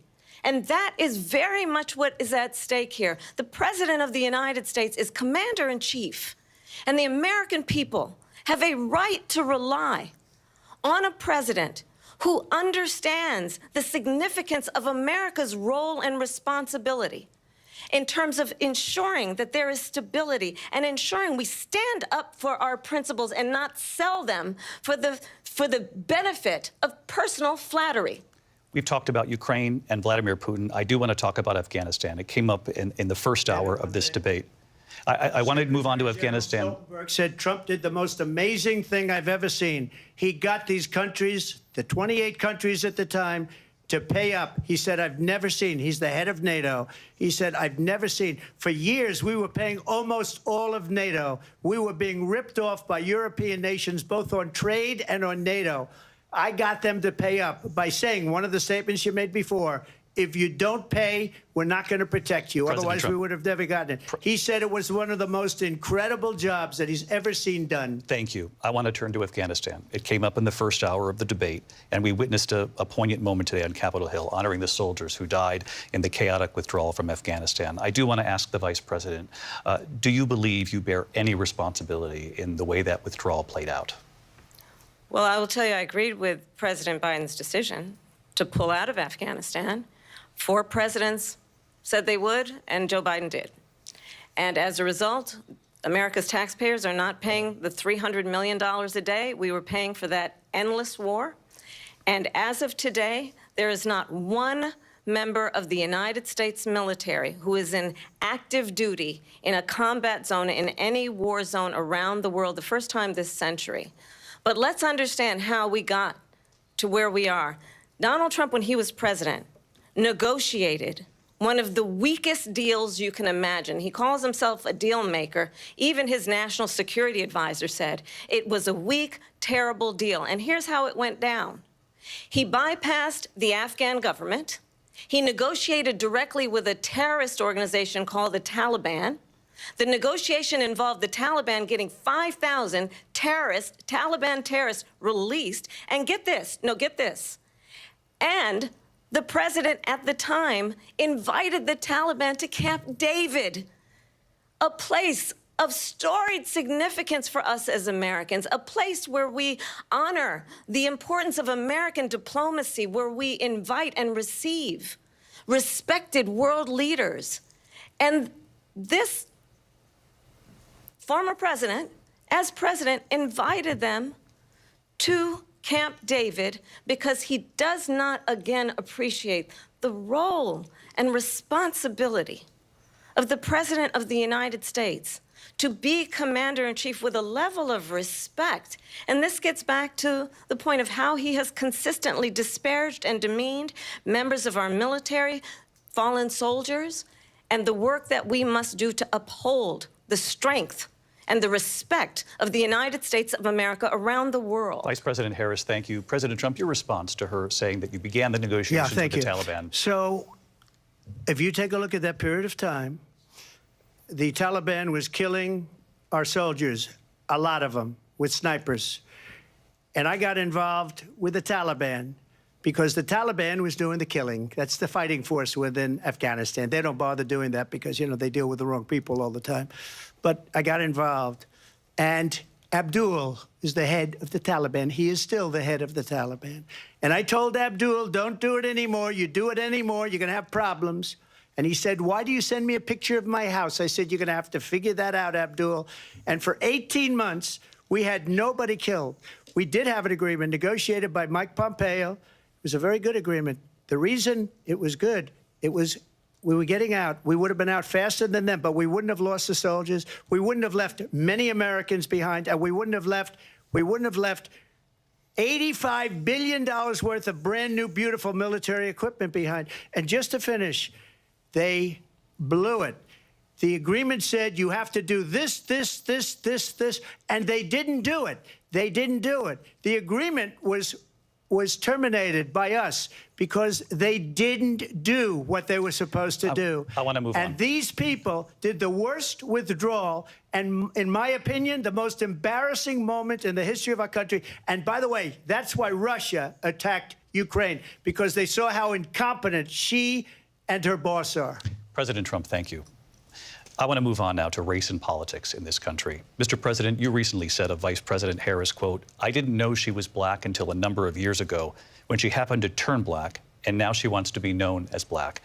I want to ask a bigger picture question here tonight. Why do you believe it's appropriate to weigh in on the racial identity of your opponent? I don't, and I don't care. I don't care what she is. I don't care. You make a big deal out of something. I couldn't care less. Whatever she wants to be is okay with me. But those were your words, so I'm asking... I don't know. I mean, all I can say is I read where she was not black, that she put out, and I'll say that. And then I read that she was black, and that's okay. Either one was okay with me. That's up to her. That's up to her. Vice President Harris, your thoughts on this? I think it's, I mean, honestly, I think it's a tragedy that we have someone who wants to be president who has consistently, over the course of his career, attempted to use race to divide the American people. You know, I do believe that the vast majority of us know that we have so much more in common than what separates us, and we don't want this kind of approach that is just constantly trying to divide us, and especially by race. And let's remember how Donald Trump started. He was land, he owned buildings, and he was investigated because he refused to rent property to black families. Let's remember, this is the same individual who took out a full-page ad in the New York Times calling for the execution of 5 young black and Latino boys who were innocent, the Central Park 5. Took out a full-page ad calling for their execution. This is the same individual who spread birther lies about the first black president of the United States. And I think the American people want better than that, want better than this, want someone who understands, as I do, I travel our country. We see in each other a friend. We see in each other a neighbor. We don't want a leader who is constantly trying to have Americans point their fingers at each other. I meet with people all the time who tell me, can we please just have discourse about how we're going to invest in the aspirations and the ambitions and the dreams of the American people? Knowing that regardless of people's color or the language their grandmother speaks, we all have the same dreams and aspirations and want a president who invests in those, not in hate and division. Vice President Harris, thank you. Lindsay? President Trump, this is now your third time. This is the most divisive presidency in the history of our country. There's never been anything like it. They're destroying our country, and they come up with things like what she just said. Going back many, many years, when a lot of people, including Mayor Bloomberg, agreed with me on the Central Park Five, they admitted, they said, they pled guilty. And I said, well, if they pled guilty, they badly hurt a person, killed a person ultimately. And if they pled guilty, then they pled, we're not guilty. But this is a person that has to stretch back years, 40, 50 years ago, because there's nothing now. I built one of the greatest economies in the history of the world, and I'm going to build it again. It's going to be bigger, better, and stronger. But they're destroying our economy. They have no idea what a good economy is. Their oil policies, every single policy. And remember this, she is Biden. You know, she's trying to get away from Biden. I don't know the gentleman, she says. She is Biden. The worst inflation we've ever had, a horrible economy because inflation has made it so bad, and she can't get away with that. Thank you. Your time is up, I Lindsay. want to respond to that, though. I want to just respond briefly. Clearly, I am not Joe Biden, and I am certainly not Donald Trump. And what I do offer is a new generation of leadership for our country, one who believes in what is possible, one who brings a sense of optimism about what we can do instead of always disparaging the American people. I believe in what we can do to strengthen our small businesses, which is why I have a plan. Let's talk about our plans and let's compare the plans. I have a plan to give startup businesses $50,000 tax deduction, to pursue their ambitions, their innovation, their ideas, their hard work. I have a plan, $6,000 for young families for the first year of your child's life, to help you in that most critical stage of your child's development. I have a plan that is about allowing people to be able to pursue what has been fleeting in terms of the American dream by offering a help with down payment of $25,000 down payment assistance for first-time home buyers. That's the kind of conversation, I believe, David, that people really want tonight, as opposed to a conversation that is constantly about belittling and name-calling. Let's turn the page Vice President and move Harris, forward. thank you. Let's turn to policy. President Let's Trump, turn we to have policy. to move on. President Trump. Let's turn to policy, She please. has a plan to defund the police. She has a plan to confiscate everybody's gun. President Trump, she we has do a have to plan move to on to not other allow issues. fracking in Pennsylvania or anywhere else. Okay. That's Thank you, what Mr. her President. plan is until just recently. I just need Lindsay, to go ahead. respond No, because Trump, the President former Trump. president has No, said I'm something sorry. twice that I need to No, respond to. I'm sorry. We're I just need going to move on, respond Vice one President time Harris. to what he President has said Trump, this is multiple now times. your Yes. third time running for president. You have long vowed to repeal and replace the Affordable Care Act, also known as Obamacare. You have failed to accomplish that. You now say you're going to keep Obamacare, quote, unless we can do something much better. Last month, you said, quote, we're working on it. So tonight, 9 years after you first started running, do you have a plan, and can you tell us what it is? Obamacare was lousy health care, always was. It's not very good today. And what I said, that if we come up with something, and we are working on things, we're going to do it and we're going to replace it. But remember this, I inherited Obamacare because Democrats wouldn't change it. They wouldn't vote for it. They were unanimous. They wouldn't vote to change it. If they would have done that, we would have had a much better plan than Obamacare. But the Democrats came up. They wouldn't vote for it. I had a choice to make when I was president. Do I save it and make it as good as it can be, never going to be great, or do I let it rot? And I felt I had an obligation, even though politically it would have been good to just let it rot and let it go away. I decided, and I told my people, the top people, and they're very good people. I have a lot of good people in that administration. We read about the bad ones. We had some real bad ones, too, and so do they. They have really bad ones. The difference is they don't get rid of them. But let me just explain. I had a choice to make. Do I save it and make it as good as it can be, or do I let it rot? And I saved it. I did the right thing. But it's still never going to be great, and it's too expensive for people. And what we will do is we're looking at different plans. If we can come up with a plan that's going to cost our people, our population, less money and be better health care than Obamacare, then I would absolutely do it. But until then, I'd run it as good as it can be run. So just a yes or no, you still do not have a plan? I have concepts of a plan. I'm not president right now. But if we come up with something, I would only change it if we come up with something that's better and less expensive.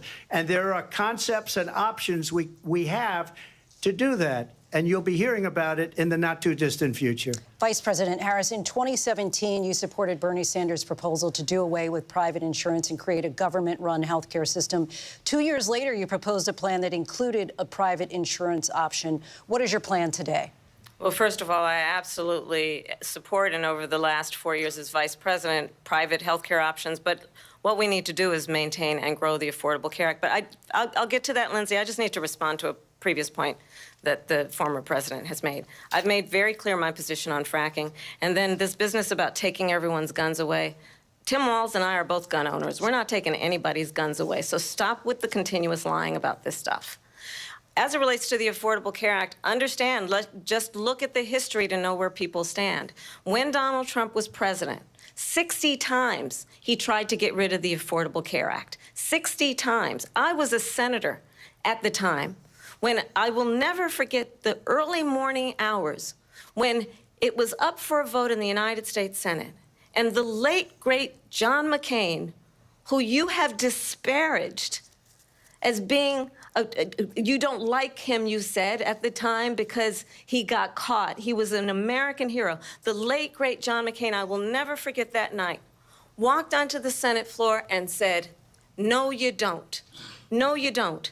No, you don't get rid of the Affordable Care Act. You have no plan.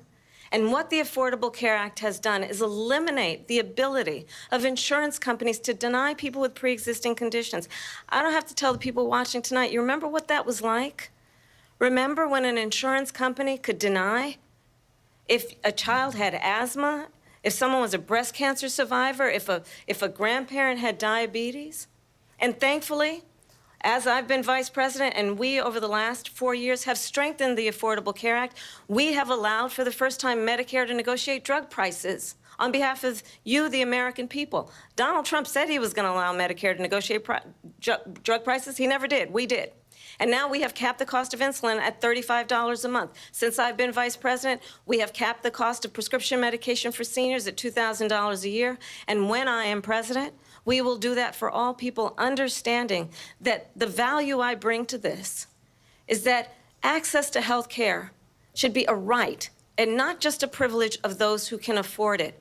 And the plan has to be to strengthen the Affordable Care Act, not get rid of it. Vice President prologue Harris, thank in terms you. of where Donald Trump stands on that. I want to move to an issue that's important for a lot She made a mistake. Number one, John McCain fought Obamacare for 10 years. But it wasn't only him. It were all of the Democrats that kept it going. And you know what? We can do much better than Obamacare, much less money. But she won't improve private insurance for people, private medical insurance. That's another thing she doesn't want to get. People are paying privately for insurance that have worked hard and made money, and they want to have private. She wants everybody to be on government insurance where you wait 6 months for an operation that you need immediately. President Trump, thank you. We have another issue that we'd like to get to that's important for a number of Americans, in particular younger voters, and that's climate change. President Trump, with regard to the environment, you say that we have to have clean air and clean water. Vice President Harris, you call climate change an existential threat. The question to you both tonight is, what would you do to fight climate change? And Vice President Harris, we'll start with you. 1 minute for you each. Well, the former president had said that climate change is a hoax. And what we know is that it is very real. You ask anyone who lives in a state who has experienced these extreme weather occurrences, who now is either being denied home insurance or it's being jacked up. You ask anybody who has been the victim of what that means in terms of losing their home, having nowhere to go. We know that we can actually deal with this issue. The young people of America care deeply about this issue. And I am proud that as vice president over the last 4 years, we have invested $1 trillion in a clean energy economy, while we have also increased domestic gas production to historic levels. We have created over 800,000 new manufacturing jobs while I have been vice president. We have invested in clean energy to the point that we are opening up factories around the world. Donald Trump said he was going to create manufacturing jobs. He lost manufacturing jobs.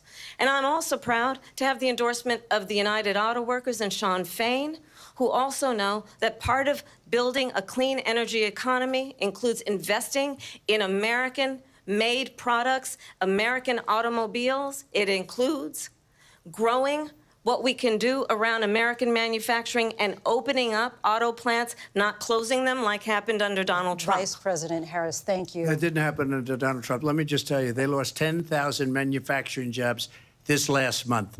It's going, they're all leaving. They're building big auto plants in Mexico, in many cases owned by China. They're building these massive plants, and they think they're going to sell their cars into the United States because of these people. What they have given to China is unbelievable. But we're not going to let that. We'll put tariffs on those cars so they can't come into our country, because they will kill the United Auto Workers and any auto worker, whether it's in Detroit or South Carolina or any other place. What they've done to business and manufacturing in this country is horrible. We have nothing because they refuse. You know, Biden doesn't go after people because supposedly China paid him millions of dollars. He's afraid to do it. Between him and his son, they get all this money from Ukraine. They get all this money from all of these different countries. And then you wonder, why is he so loyal to this one, that one, Ukraine, China? Why is he? Why did he get $3.5 million from the mayor of Moscow's wife? Why did she pay him $3.5 million? This is a crooked administration, and they're selling our country down the tubes. President Trump, thank you. Thank you. We'll be right back with closing statements from both of our candidates. An historic night, this ABC News presidential debate from Philadelphia. Back in a moment.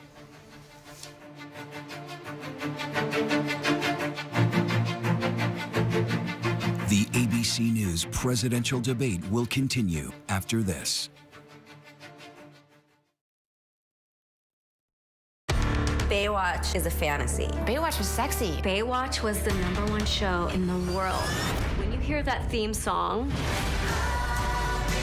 I had no idea how much fun I was going to have. It was addicting. People were just eating that stuff alive. it was a wild time, and I was a wild chick. Jason Momoa exploded. Carmen was a bombshell. Pamela Anderson was an icon. Pamela was this sweet girl from Canada who came to get the American dream. I'm really proud of everything I've done. Almost. Baywatch was a whirlwind of epic highs and bitter lows. It was a lot of pressure. Everybody was disposable, and if you didn't fit into their brand, you were gone. Greed, lust, fame. Everyone likes to watch sexy things. Betrayal is one of the hardest types of trauma to overcome. This is her knight in shining armor. Everything felt right. All of a sudden, I found this hidden folder. I opened it. I don't think I can say it. I'm sorry. It's shocking. My stomach just dropped. He just really didn't think I had it in me to do something. So I did. Betrayal, A Father's Secret, the all-new season on Hulu. You're 24. He's 54. Yeah. It just seemed like I had met my soulmate. You fired 4 times. Friday, 2020 is all new. The 32-year-old former ballerina, the center of the so-called Black Swan trial. Here we go. You haven't spoken out before. Why did you decide to talk now? The stunning all-new 2020 premieres Friday at 9/8 Central on ABC. Nominations, mornings, evenings, late night, weekends, streaming 24/7, 40 Emmy nominations. Thank you for making ABC News America's #1 news. Get ready, America, every Friday. The hottest trends, styles, and must-have. What's the right stuff to buy right now? I really love that. It's time to buy the right stuff. Yes! And save big time, too. The right stuff. Fridays on GMA. You're gonna love it. This is Impact by Nightline. Are you kidding me? My sense was that everybody around him was afraid of him. Britney describes having a secret abortion that not even her family knew about. What's going on with Kate? What is the relationship like between Harry and William today? What did people start to say? You look great. Are you on Ozempic? I told the kids, I said, I'm not even gonna let you eat breakfast until you get your chores done. She talks about tough love and harsh punishment. No, it's abuse. I think Scott Peterson murdered his wife and his child. Prove me wrong. Do you feel the church accepted abuse? Yep, that's him. Yep. Ready? Does your church protect sexual predators? How do you top the most watched season yet? Fabulous. It's a bit erratic, a bit exotic. You have no idea. Impact by Nightline. The all-new season premieres this September, only on Hulu. If you were coming of age in the 1980s, the Brat Pack was near the center of your cultural awareness. But for those of us experiencing it from the inside, the Brat Pack was something very different. If you could have the Brat Pack name not exist, would you? I hated the Brat Pack. What a disaster. Why did we take it as an offense? Andrew? I'm not going to say we were the Beatles or anything. Well, we didn't fill Shea Stadium. 1985? I think we could have.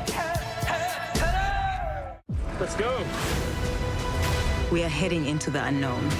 Oh my gosh. We just saw what no one has seen before. Well, dead ahead.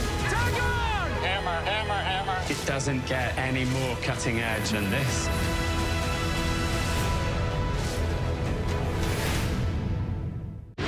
Reporting from the floor of the Republican National Convention, I'm Rachel Scott. Wherever the story is, we'll take you there. You're streaming ABC News Live. Live from the National Constitution Center in Philadelphia, Pennsylvania. Here again, David Muir and Lindsay Davis. Welcome back tonight. The time has come for closing statements, and Vice President Harris, we begin with you. So I think you've heard tonight two very different visions for our country. One that is focused on the future, and the other that is focused on the past, and an attempt to take us backward. But we're not going back. And I do believe that the American people know we all have so much more in common than what separates us, and we can chart a new way forward. And a vision of that includes having a plan, understanding the aspirations, the dreams, the hopes, the ambition of the American people, which is why I intend to create an opportunity economy, investing in small businesses, in new families, in what we can do around protecting seniors, what we can do that is about giving hardworking folks a break and bringing down the cost of living. I believe in what we can do together that is about sustaining America's standing in the world and ensuring that we have the respect that we so rightly deserve, including respecting our military and ensuring we have the most lethal fighting force in the world. I will be a president that will protect our fundamental rights and freedoms, including the right of a woman to make decisions about her own body and not have her government tell her what to do. I'll tell you, I started my career as a prosecutor. I was a DA, I was an attorney general, a United States senator, and now vice president. I've only had one client, the people. And I'll tell you, as a prosecutor, I never asked a victim or a witness, are you a Republican or a Democrat? The only thing I ever asked them, are you okay? And that's the kind of president we need right now. Someone who cares about you and is not putting themselves first. I intend to be a president for all Americans and focus on what we can do over the next 10 and 20 years to build back up our country by investing right now in you, the American people. Vice President Harris, thank you. President Trump? So she just started by saying she's going to do this, she's going to do that, she's going to do all these wonderful things. Why hasn't she done it? She's been there for 3.5 years. They've had 3.5 years to fix the border. They've had 3.5 years to create jobs and all the things we talked about. Why hasn't she done it? She should leave right now, go down to that beautiful White House, go to the Capitol, get everyone together and do the things you want to do, but you haven't done it, and you won't do it because you believe in things that the American people don't believe in. You believe in things like We're not going to frack. We're not going to take fossil fuel. We're not going to do things that are going to make this country strong, whether you like it or not.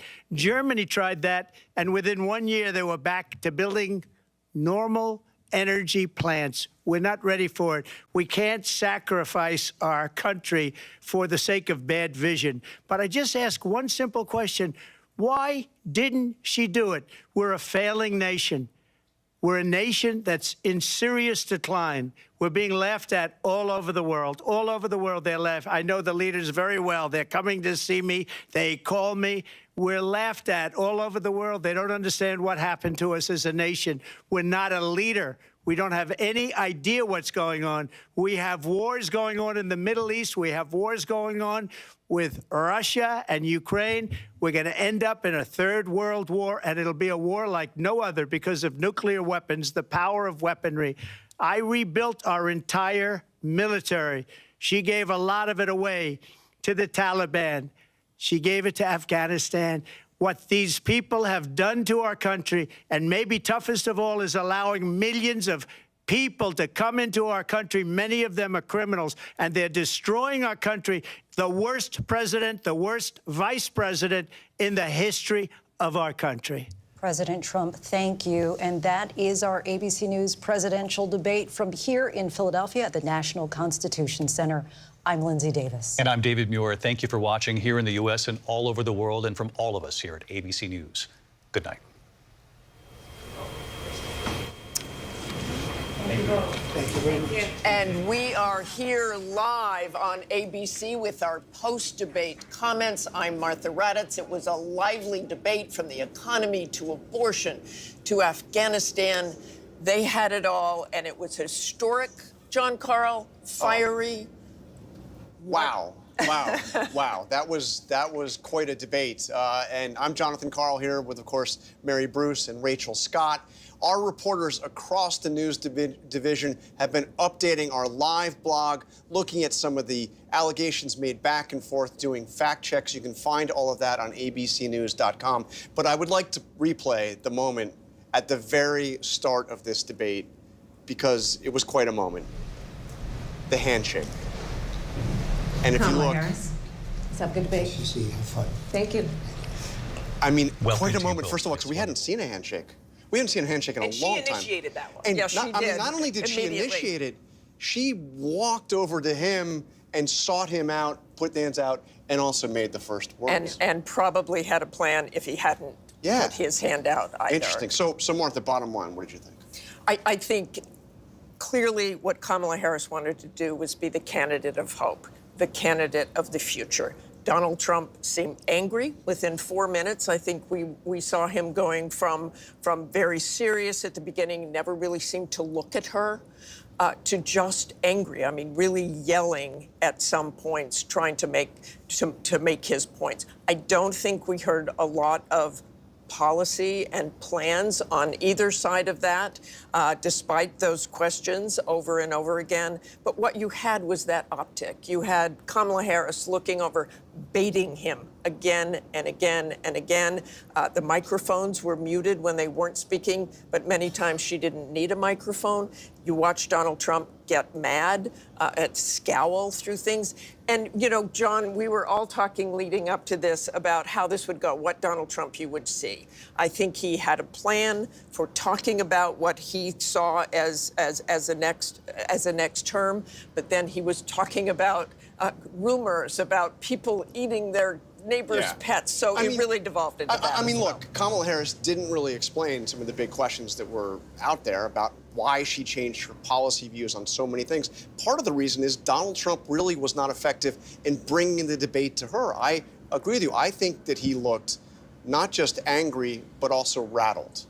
And in contrast, Harris, who, again, much of the world doesn't know, Harris looked like she belonged on the stage, looked like she is somebody that could serve as president.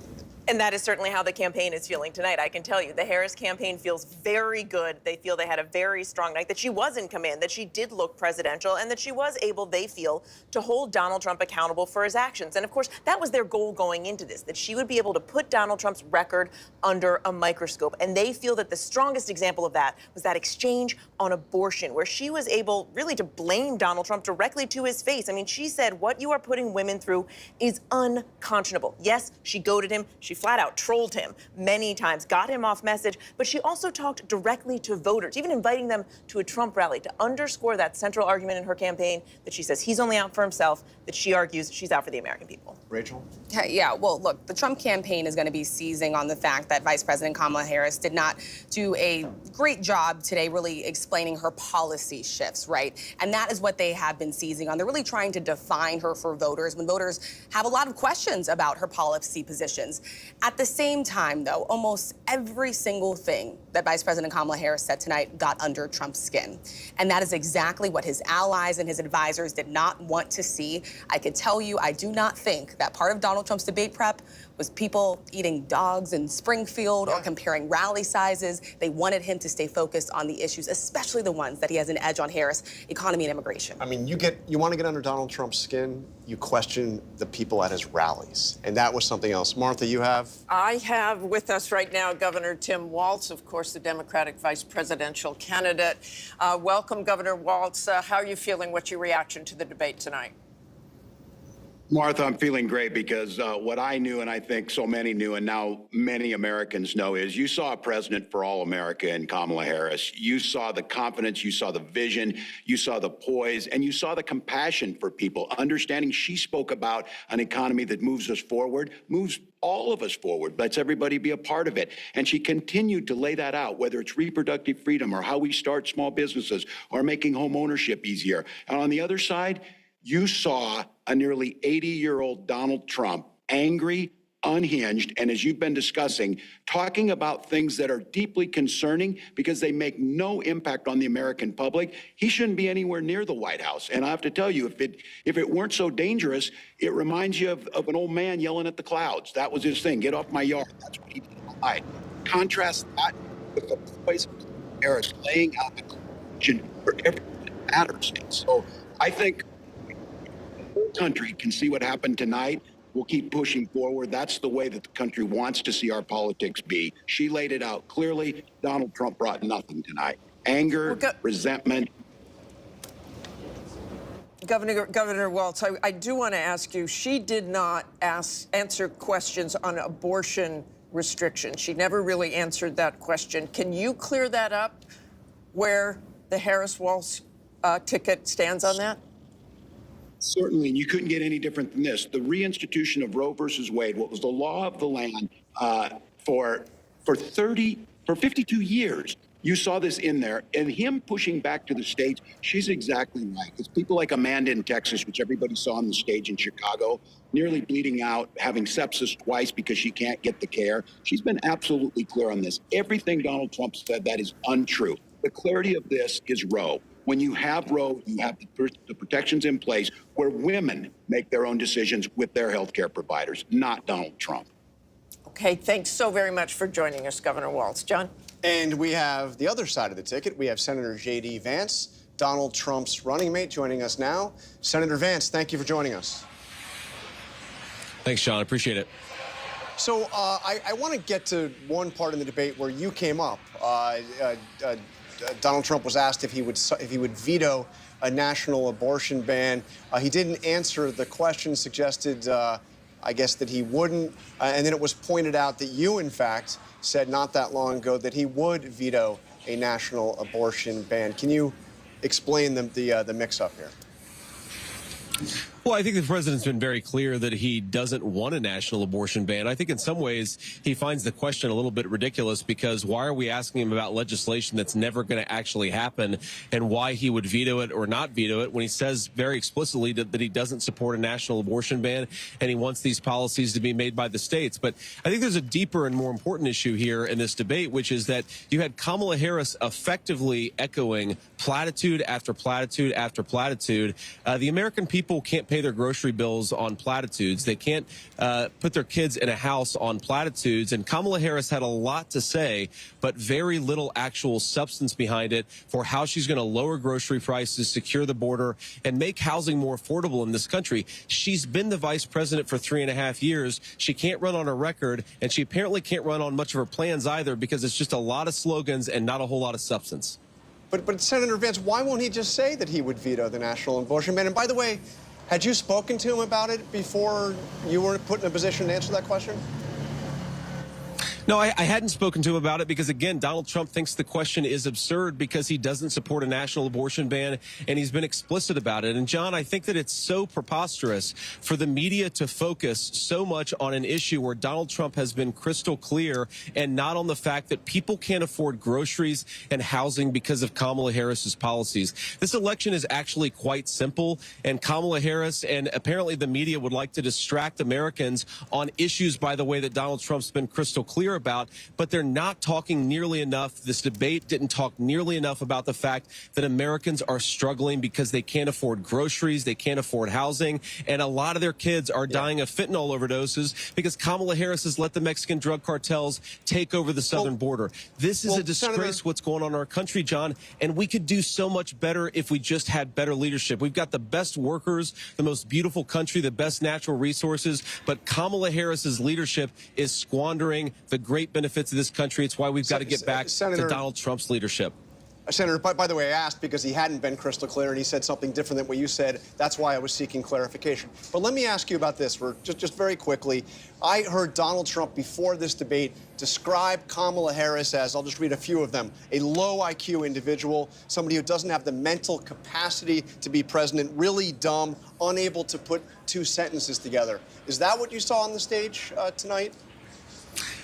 John, what I saw was a lot of slogans. I think the American people are smart, and Kamala Harris talks to them like they're children. She repeats these ridiculous platitudes where if you actually think about what she said, you realize that it doesn't make any sense. She talks a lot about her plans, but then her plans, when you analyze the substance, don't make any sense. And more importantly, John, the American people don't get fed on plans. She has been the vice president for 3.5 years. What she can't do, refuses to do, and has no ability to do is to say, I accomplished lower prices because she didn't, or I accomplished lower housing prices because she didn't, or I secured the southern border because she didn't do that. She has failed as vice president, and the fundamental question is, do we want to give her a promotion? I think the answer has to be no, John. All right, Senator Vance, thank you for joining us. Mary. One thing both sides can agree on, this was a consequential night in this race. More reaction when we come back. Stay with us.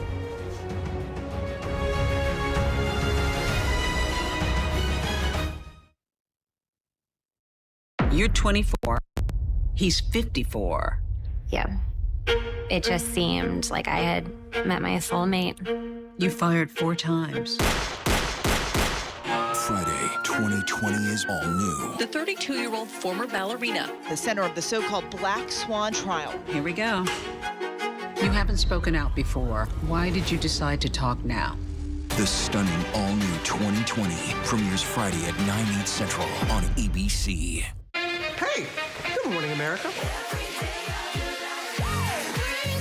Good morning, America. Good morning, America. Are you ready? They are ready. Covering the biggest events in the country right now. There's a lot going on here this morning. You don't just see it, you feel it. I'm in. I'm in. I'm in. I'm in too. I'll be here. I am here and so happy. I'm in. I'm in too. Michael, George, Clara, Ginger. Baywatch is a fantasy. When you hear that theme song, it was a wild time, and I was a wild chick. Jason Momoa exploded. Carmen was a bombshell. Pamela Anderson was an icon. I'm really proud of everything I've done. Almost. Baywatch was a whirlwind of epic highs and bitter lows. Everyone likes to watch sexy things. Let's go. The ship is incredible. It feels like living in a science fiction movie. We just saw what no one has seen before. Wow, look at that. Oh my gosh. Well, dead ahead. We are heading into the unknown. Hammer, hammer, hammer. It doesn't get any more cutting edge than this.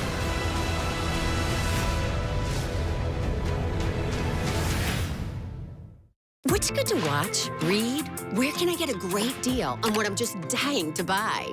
Oh, it's all right here. GMA Life. All the exclusive and buzziest celebrity good stuff. Deals and steals with amazing savings and the coolest lifestyle tips from Good Morning America. I love that so much. GMA Life. Streaming weekends on ABC News Live. Your weekend just got a little better with GMA Life.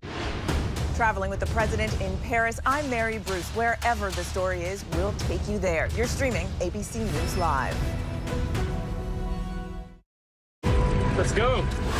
The ship is incredible. It feels like living in a science fiction movie.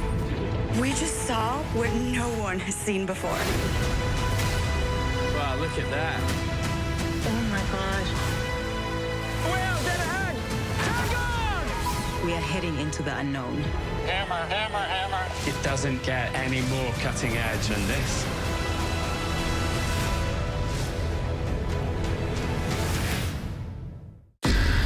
It was a regular day for 19-year-old Melissa Witt. Something terrible had happened to her. We had several suspects. All these kinds of leads. A known serial killer in your area. Could he be involved? We're actually finding key evidence that could have slipped through the cracks. Her last hours on this earth were horrific. This beautiful young girl. Police will find out what happened. At Wit's End, The Hunt for a Killer, only on Hulu.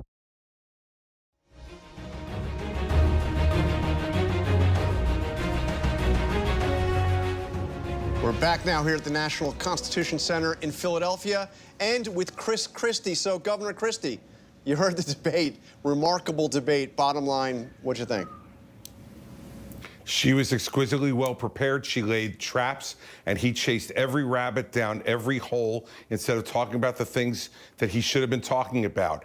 This is the difference between someone who's well prepared and someone who's unprepared. Whoever did debate prep for Donald Trump should be fired. He was not good tonight at all. And what Harris did was what she had to do, which was to prove that she belonged on that stage. She has a voice that wants to try to unite the country. And Donald Trump spent more time talking about people eating pets, people at his rallies, and whether he had more or less than he did about the economy. And that is a huge fail tonight. I think what we're going to see is that Kamala Harris is now being seen by a lot of voters as a potential president. That's what she needed to accomplish tonight. Trump better get to work or he's going to lose this election. Characteristically blunt assessment from Governor Chris Christie. Thank you, Governor. Mary? All right, let's go to former DNC Chair Donna Brazile. So, Donna, you have certainly studied many a debate in your career. How does this one compare? I think it was one of the best debate performances I've ever seen in my life. And I've seen a lot, and I've helped a lot of people prepare for these big moments. She met the moment. She seized the opportunity to tell the American people what she would do during her 4 years. She commanded the issues, and she did not allow the former president to bait her. Instead, she led the way forward. She turned the page, and I think this race is about to get even more interesting now. We will see if it moves the needle, Donna. Thank you. All right, over to the other side now. Former RNC Chair Reince Priebus. All right, Reince, the Harris campaign says they want another debate. If you were advising the Trump campaign, would you tell them to do it? Sure, I would tell him to do it. And the reason is like I said before, Donald Trump's numbers just don't move. I mean, the reality tonight, I know Donna's excited, but the truth is Kamala Harris didn't address the most important thing that the American people care about, which is the economy and the cost of living. She had no answers on immigration. She had no answers when she was asked about defunding the police. She had nothing to say about the families that were lost in Afghanistan, which was a true layup. She should have been fact-checked a lot more on some of the things she said in regard to this comment about a bloodbath, which was about the auto industry. So, look, I think a lot of things were not said tonight that she needed to say in order to move the numbers. And I don't think Donald Trump's numbers move at all. They haven't moved at all for months. Reince Priebus, Donna Brazile, both thank you for your time. All right, well, I got to say, again, what an incredible debate, consequential debate, no doubt. I don't know how many votes will actually be moved. I don't know how many persuadable voters are actually out there. But Kamala Harris had a chance here to introduce herself to the country, to people who know who she is but don't know where she stands. Now, you could debate how much she did in terms of the specifics of where she stands, but she stood up there, and I think it was very significant to hear Chris Christie say that she acted like, she seemed like she belonged. Exactly, and Chris was clearly impressed with that. But to your point, John, what matters is what the voters think. Kamala Harris was hurling things against Donald Trump, and he's been convicted, and January 6th and everything else she could throw at him. But in the end, right now, he is tied with Kamala Harris. Does this change anything? We've all seen debates where people are very proud of what they did. Hillary Clinton thought she won that debate, many debates in 2016, and she didn't win. So you have to be very careful, and it's very important to see what the voters think. And look, the Harris campaign certainly thinks that they were, they put him on the defensive. They are going to keep getting out and making this message. She's going to be out there in those critical battlegrounds again later this week. They're so optimistic. They want that second debate. As Rachel said, the message from the campaign tonight, Vice President Harris is ready for a second debate. They're looking for one in October. They say, is Donald Trump, ? One last goading of him to end the night. Wow, that is something else. I did not predict that at the beginning. Rachel. Bottom line, voters out there want a change. That's what the polls say. And both of these candidates really trying to present themselves as the agent of change. We will have to see in the polls who did the most effective job of doing that tonight. We will see. All right, that is it for us here in Philadelphia. A night to remember for sure. Our race for the White House post-debate coverage continues on ABC News Live, Disney+, Hulu, and anywhere else you stream live news. And your local news is next.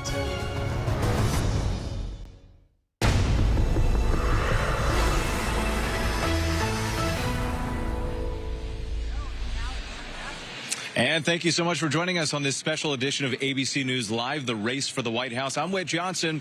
We are live from the spin room here in Philadelphia. You can see all the people gathering and the spin that's going on behind me after that historic face-off between former President Donald Trump and Vice President Kamala Harris.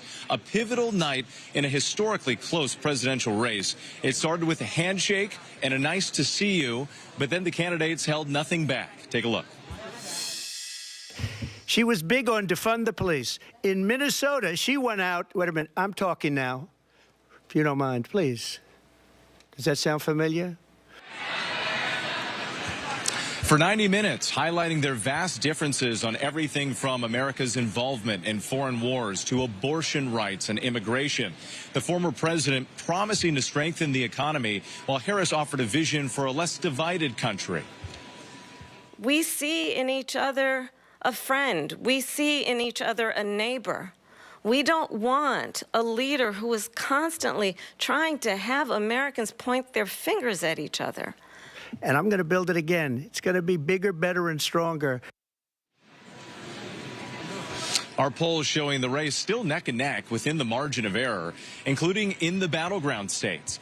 But the question on many people's minds right now is who won the night on this first and likely last face-off in the race for president. We have live team coverage from the National Constitution Center and here in the spin room. We begin with our Jay O'Brien covering it all. Kamala Harris. Tonight, the historic face-off. Vice President Kamala Harris and former President Donald Trump going head-to-head in their first and what will likely be their only debate before Election Day. If she becomes president, this country doesn't have a chance of success. She has no policy. Everything that she believed 3 years ago and 4 years ago is out the window. I'm going to actually do something really unusual, and I'm going to invite you to attend one of Donald Trump's rallies. What you will also notice is that people start leaving his rallies early out of exhaustion and boredom.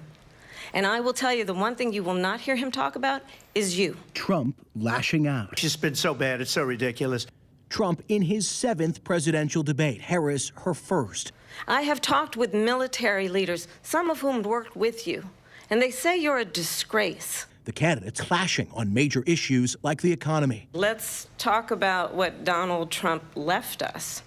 Donald Trump left us the worst unemployment since the Great Depression. And what we have done is clean up Donald Trump's mess. I am actually the only person on this stage who has a plan that is about lifting up the middle class and working people of America. I had no inflation, virtually no inflation. They had the highest inflation perhaps in the history of our country, because I've never seen a worse period of time. People can't go out and buy cereal or bacon or eggs or anything else. The people of our country are absolutely dying with what they've done. They've destroyed the economy. Abortion. And I pledge to you, when Congress passes a bill to put back in place the protections of Roe v. Wade, as President of the United States, I will proudly sign it into law. But understand, if Donald Trump were to be reelected, he will sign a national abortion ban. Well, there she goes again. It's a lie. I'm not signing a ban. Now, I believe in the exceptions for rape, incest, and life of the mother. She said she'll go back to Congress. She'll never get the vote. It's impossible for her to get the vote. And immigration. I'm the only person on this stage who has prosecuted transnational criminal organizations for the trafficking of guns, drugs, and human beings. They've destroyed the fabric of our country. Millions of people let in. And all over the world, crime is down. All over the world except here. Crime here is up and through the roof. Harris mentioning Trump's legal woes, including 4 felony indictments and 1 conviction. I think this is so rich, coming from someone who has been prosecuted for national security crimes, economic crimes, election interference, has been found liable for sexual assault, and his next big court appearance is in November at his own criminal sentencing. Trump doubling down on his lies that he won the 2020 election. Are you now acknowledging that you lost in 2020? No, I don't acknowledge that at all. But I you said did that say sarcastically. You know that. It was said, oh, we lost by a whisker. That was said sarcastically. Donald Trump was fired by 81 million people.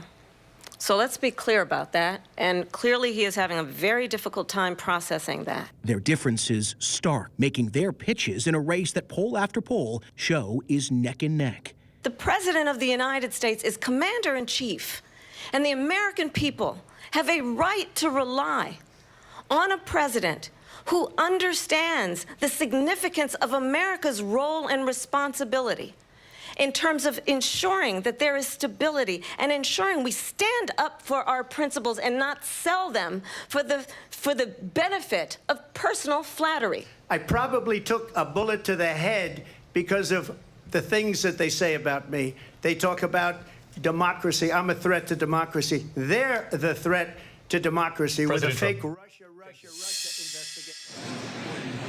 Plenty of big moments in the debate tonight. So joining us now is former Congressman Cedric Richmond, who's now co-chair for the Harris-Walz campaign. Mr. Richmond, thank you so much for joining us. We appreciate it. Heading into tonight's debate, the polls were showing that Kamala Harris still needed to tell her story, that voters wanted to know more about her and the issues and where she stood on the positions that matter to the voters. How do you think she did tonight? Well, I think rightfully so. I think voters deserve to know the candidates that they're voting for. And I think she did an excellent job tonight talking about not only her values, but talking about her plan for the American people. And I think that was the big difference tonight. She focused on how do I help Americans dealing with several challenges, the challenges of child care, the challenges of affordable housing, the challenges of rising grocery prices. And I think she addressed all of that. And I think the American people are giving her a fresh look, and I think she did an excellent job. Donald Trump, the former president, says that she's a flip-flopper. She can't be trusted because her issues have evolved so much over the years. Do you think that she properly addressed that tonight? Absolutely. I think that she was she hit it direct on and talked about, for example, with fracking and healthcare.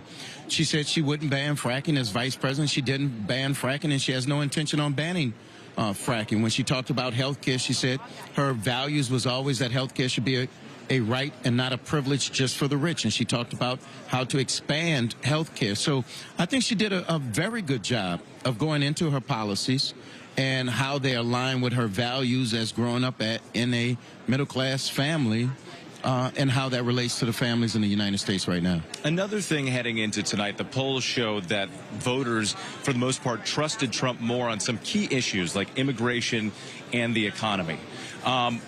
Kamala Harris did not answer the question right off the top of whether Americans are better now than they were 4 years ago before Joe Biden took office. Is that going to be a continued problem for her? 4 years ago, 50% of the schools in this country were closed. You had thousands. Pandemic. But 50% of the schools in this country were closed. 10 million people were out of work. You had businesses shut down. And now you have a resurgence, 16 million jobs created, schools open.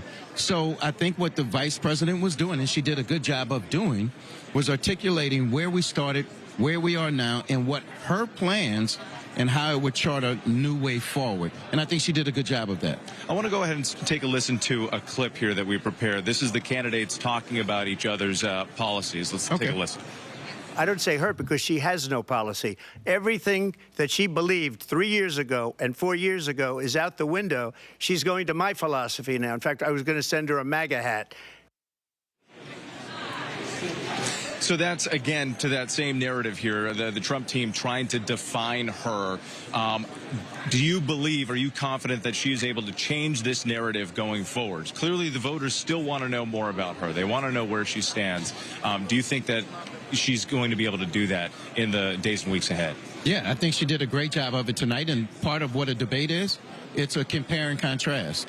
And I think that she talked about our values, and I think he talked about himself. He's still stuck thinking he won the 2020 election.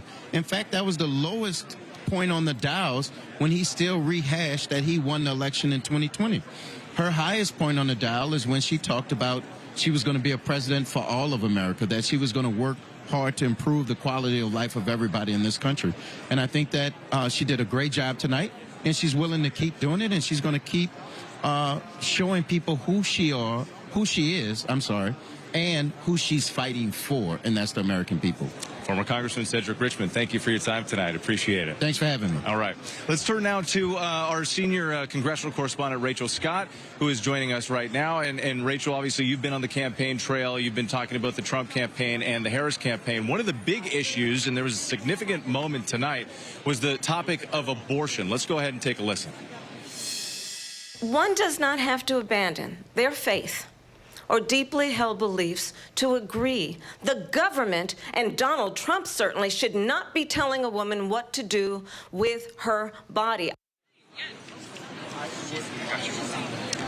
So, Rachel, forgive me, a lot going on here in the spin room, but your takeaway on what we just heard right there. I know people with the Harris campaign are saying that that was a strong moment for her.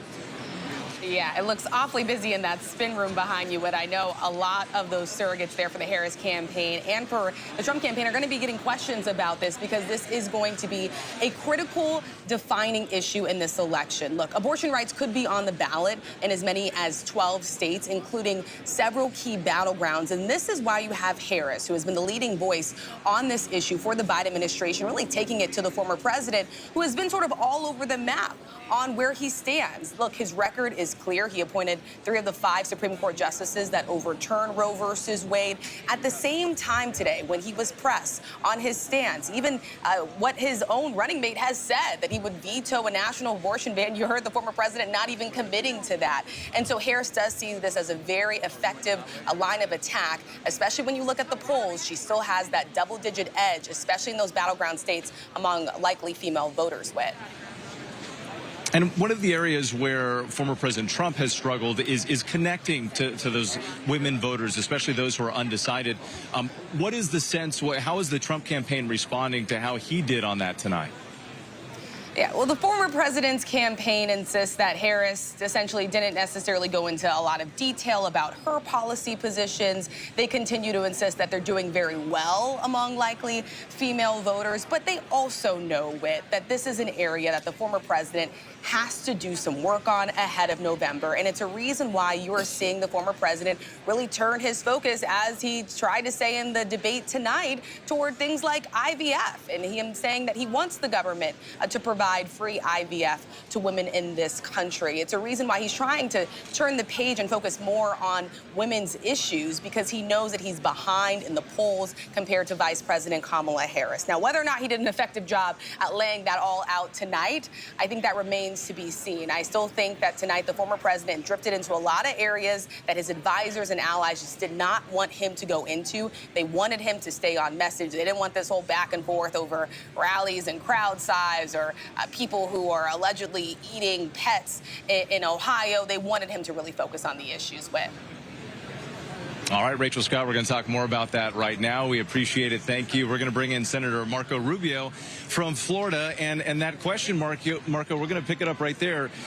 We've heard from advisors and Trump campaign officials going into tonight that they were hoping that the former president would stay on the issues and stay on message. Do you believe that he accomplished that? How would you rate him tonight? First of all, I think that Donald Trump has been running for president since 2016. He has been president. Americans have lived under the Trump presidency. He's well defined on these things. And a lot of things he said tonight, it's part of the persona. And so I think if he hadn't done some of those things, people would be watching and saying, oh, that's a different Donald Trump. It's not the same guy. I think the person with the onus tonight was Kamala Harris, who's still not very well known. And I think tonight what you take away from it and everything she says and in the days to come, what I think a lot of voters, real voters, not political pundits, not people like me, just people that are out there in the real world watching this that are going to be voting, that aren't daily political people, they're taking away from it. We don't know a lot about her. And tonight we found out she either basically is the same as Joe Biden on public policy or even potentially farther to the left, given her positions in 2019 and 2020 when she wanted to pay for the transgender surgeries of illegal migrants in detention, when she was raising money to bail out rioters. A lot of people didn't know she was doing that, where she wanted to defund ICE. Or she's just like Don. And by the way, one of the most outrageous moments tonight, she stood there and basically touted what happened in Afghanistan as a success. That it was a great success. It was a humiliation. It was a disaster. It was not a withdrawal. It was a retreat, and a costly retreat. It cost 13 American lives, cost our national prestige. She tried to put it back on the Trump campaign in the sense that these were dates that were previously established and negotiated by the Trump administration. Well, that's what she said. That's a lie, because there was no dates that said the Taliban runs you out. What happened there basically was the Taliban forced the Afghan government that she was bragging about, it just collapsed. They just abandoned their posts. They ran us out of the country. They gave us 72 hours to get out, and we had to leave behind $90 billion worth of equipment that they were just parading around the other day. That was not a part of any Trump plan. That most certainly was not part. That was a result of the collapse of that government due to the malfeasance, malpractice of the State Department and the Department of Defense. Not a single person's been fired for it. Everybody sees it for the humiliation that it was, even Democrats. And she's bragging about it as a great success. But there's a lot more to unpack here. Tonight, for the first time, that 25% of Americans that say they wanted to learn more about her, they're beginning to learn that, in fact, she was not born on July 24th of this year. She was vice president. She's been there when 50% increases happened in our groceries bill. She's been in the White House when over 10 million people have entered this country unlawfully over the last 3.5 years. Can I ask you about immigration? Yeah. Obviously, this is something that you've spoken about, and so has the former president. Polls show that Americans, voters, at least right now, trust former President Trump more on the issue of abortion. But does it help his case when he comes out? Immigration. On immigration, forgive me. On immigration. But does it help his case when he comes out and talks about things like, migrants kidnapping and eating pets in Ohio? Does that help his case? People, listen, I don't know if that's true or not true. And what he said tonight was that there are people out there putting that on social media. Government officials have told us that. The city manager said they had no reports of it. But there are actual people, real people who are claiming this, and that it's happening in Springfield, Ohio. That's had like an influx of 15 or 20 million migrants brought here under this parole program. And that's claims that people are making, and that's what he's pointing to. But irrespective of that, beyond it, the people, I was just in Ohio last week, and people were talking about Springfield, and what they were saying is it has been a real burden on, that same city manager, I believe, was the one that came out and said we have a housing crisis because they flooded our community with people that were brought in under the Biden parole program.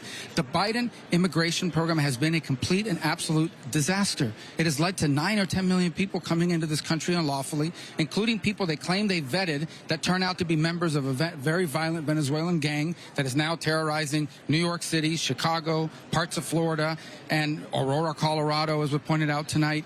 She has to answer for that. She's been there when all this was happening. Why didn't they do anything about it? I was disappointed, frankly, that she was not pressed more on that, on the record of the last 3.5 years. She has not been some bystander. She has been in the White House, the second most powerful figure in this administration, when all these terrible things have happened to our country. She should have been forced to answer more for that. That said, I think that tonight those issues, President Trump effectively raised those issues in the minds of a lot of undecided voters who I think are going to begin to take that into account as they fill in the blanks of who she is. What about the issue of election integrity? Trump, again, tonight would not acknowledge the results of the 2020 election. He also, when asked multiple times if he had any regrets about January 6th, didn't answer that question. Is that going to be a problem for him? Well, I think what he said about January 6th was that he's not responsible for what happened that evening. You don't think he bears any responsibility for? I believe in individual agency. I think there were a lot of people that went to Washington to protest, and there were a handful of crazies that went in to do something they shouldn't have done. And among those, there were people that were violent and people that committed crimes. And the ones who committed violent crimes, those people should serve their sentences if you committed an act of violence. But I don't think that they did it. Donald Trump didn't tell them to go do it, and that's what he has said. I do think, on the other hand, we have to ask Democrats, what about these people that were out there excusing the rioters that were burning down American cities, some of whom weren't even prosecuted? Do you have confidence that this is going to be a free and fair election, and that there will be Yeah, listen, free and fair elections is one thing, but people have to have confidence in the process. For example, in the state of Georgia, they entered into a consent decree. They ignored their own laws because they entered into a consent decree and allowed a court to change their laws and how you're allowed to vote and when and what method and so forth. And when you do that in multiple places, including here in the Commonwealth, that undermines people's confidence, especially in a close election. That's why election laws are so important. That's why they need to be followed. It's not just about getting the count right. It's about conducting an election in a way that gives everybody confidence that nothing happened that shouldn't have happened. And that didn't happen in 2020 because COVID caused a lot of states to try to create flexibility that didn't exist in statute. But the investigations never found any examples of widespread fraud. But it's almost impossible to find widespread fraud. But that's not the claim I've ever made. The claim is that they have not followed their own laws. And when you don't follow your own laws of election, you open the door to fraud. But more importantly, you open the door to a lack of confidence in your electoral process. When you say these are the rules and then you violate those rules, you are undermining people's confidence in the election, especially when one side comes up short by a very narrow margin. That's why election laws are so important, to protect people's confidence in the elections. That's why they're so important, and they weren't followed in 2020 in multiple jurisdictions. All right, Senator Rubio, thank you for your time. We appreciate it. Let's go ahead and head over to our chief White House correspondent, Mary Bruce, who's been talking to both campaigns. Mary, your thoughts on what we've been hearing so far from the Harris campaign? Well, look, they certainly are absolutely thrilled with how this night turned out. They think that Kamala Harris was out there looking presidential, that she was in command, and that they feel she did, shine a spotlight on Donald Trump's record, that she was able to articulate her positions and pivot and get under Trump's skin. And look, there's no question she did successfully goad him in many instances, and they feel that she was really successful at that she threw Donald Trump off message. And it does appear, is that Donald Trump there going into the spin room, perhaps, making an entrance there as well? Whit, I know you'll keep an eye on that. Let me know if you need to turn there. But, one of the things that's so interesting is looking ahead now. Where does the Kamala Harris team go? Because so much of this comes down to whether, they can spin this how they want. Trump's team can spin this how he wants. But what it comes down to are those key independent voters. Harris is going to be out there in those key battleground states in the coming days. And they feel this was so successful. They are now asking for a second debate in October, challenging Trump to see if he will accept that debate. Maybe you can shout that question to him there, Whit. And in a final, sort of top off the night here, Taylor Swift tweeting out to her 283 million followers that she is now endorsing Kamala Harris. With that is going to be something that's hard for Trump to shake off. Hey, Mary, forgive me. Former President Donald Trump is here in the spin room. Whenever there's an audience, we know that the former president likes to be part of it, so he has essentially taken over. And there is a scramble here on the spin room floor. Let's go to Jay O'Brien. I think you're right there in the middle of it. Jay, what's going on? Whit, Donald Trump has just walked into the spin room here. He's walking here. Mr. Trump, we're live on ABC News here, sir. Mr. Trump. I think he's about to talk. Whit, here we go. So we thought it was our best debate ever. It was my best debate ever, I think. And it was very interesting. It showed how weak they are, how pathetic they are, and what they're doing to destroy our country and the border with foreign trade, with everything.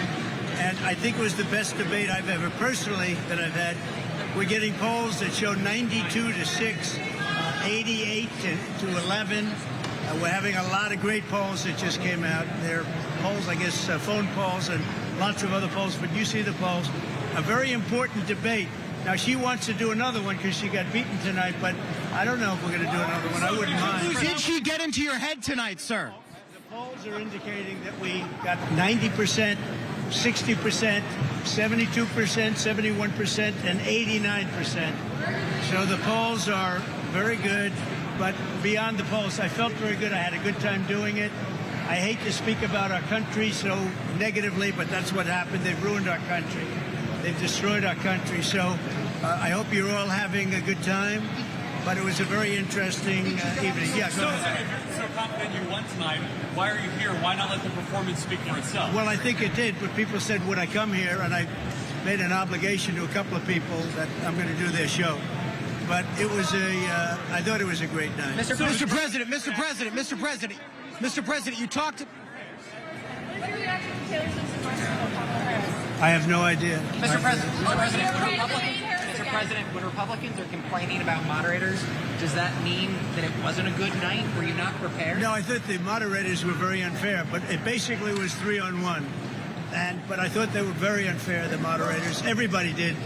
But despite that, they're saying that the debate was a big deal. Were you prepared for that kind of debate? Yeah, I assume the moderators would be bad because that right there is the worst of all the news networks, in my opinion, and it always has been. Yeah. Why won't you commit to a second debate with Kamala Harris She wants a second debate because she lost tonight very badly. So they immediately called for a second debate because they lost. So we'll, think about that. But she immediately called for a second. Look, we're looking at polls. We're looking at polls. The worst poll that we've had was 71 that I see, 71% to like 24 or 25%. Well, we'll look at it. All right, Whit. So if you still have me, he's walked a little bit away from our camera. Now he's at the edge there. You won't be able to hear him well. But one of the things you did hear was a question just asked by our Catherine Folders asking, why not commit to another debate if you believe that you won? He said he believes he won this debate. But then he was also asked, why be here in the spin room spinning about this debate if it's a debate that you believe was a clean win? We're going to try to get you as close as we can to Donald Trump, but I don't think you're going to be able to hear. Let me try to get my mic in there and see if you can hear Whit if you're still going through my camera here. Yeah, we're listening. Let's see what we can hear. I have trouble to make I thought it was my best debate. I had great debates. I thought this was my best debate.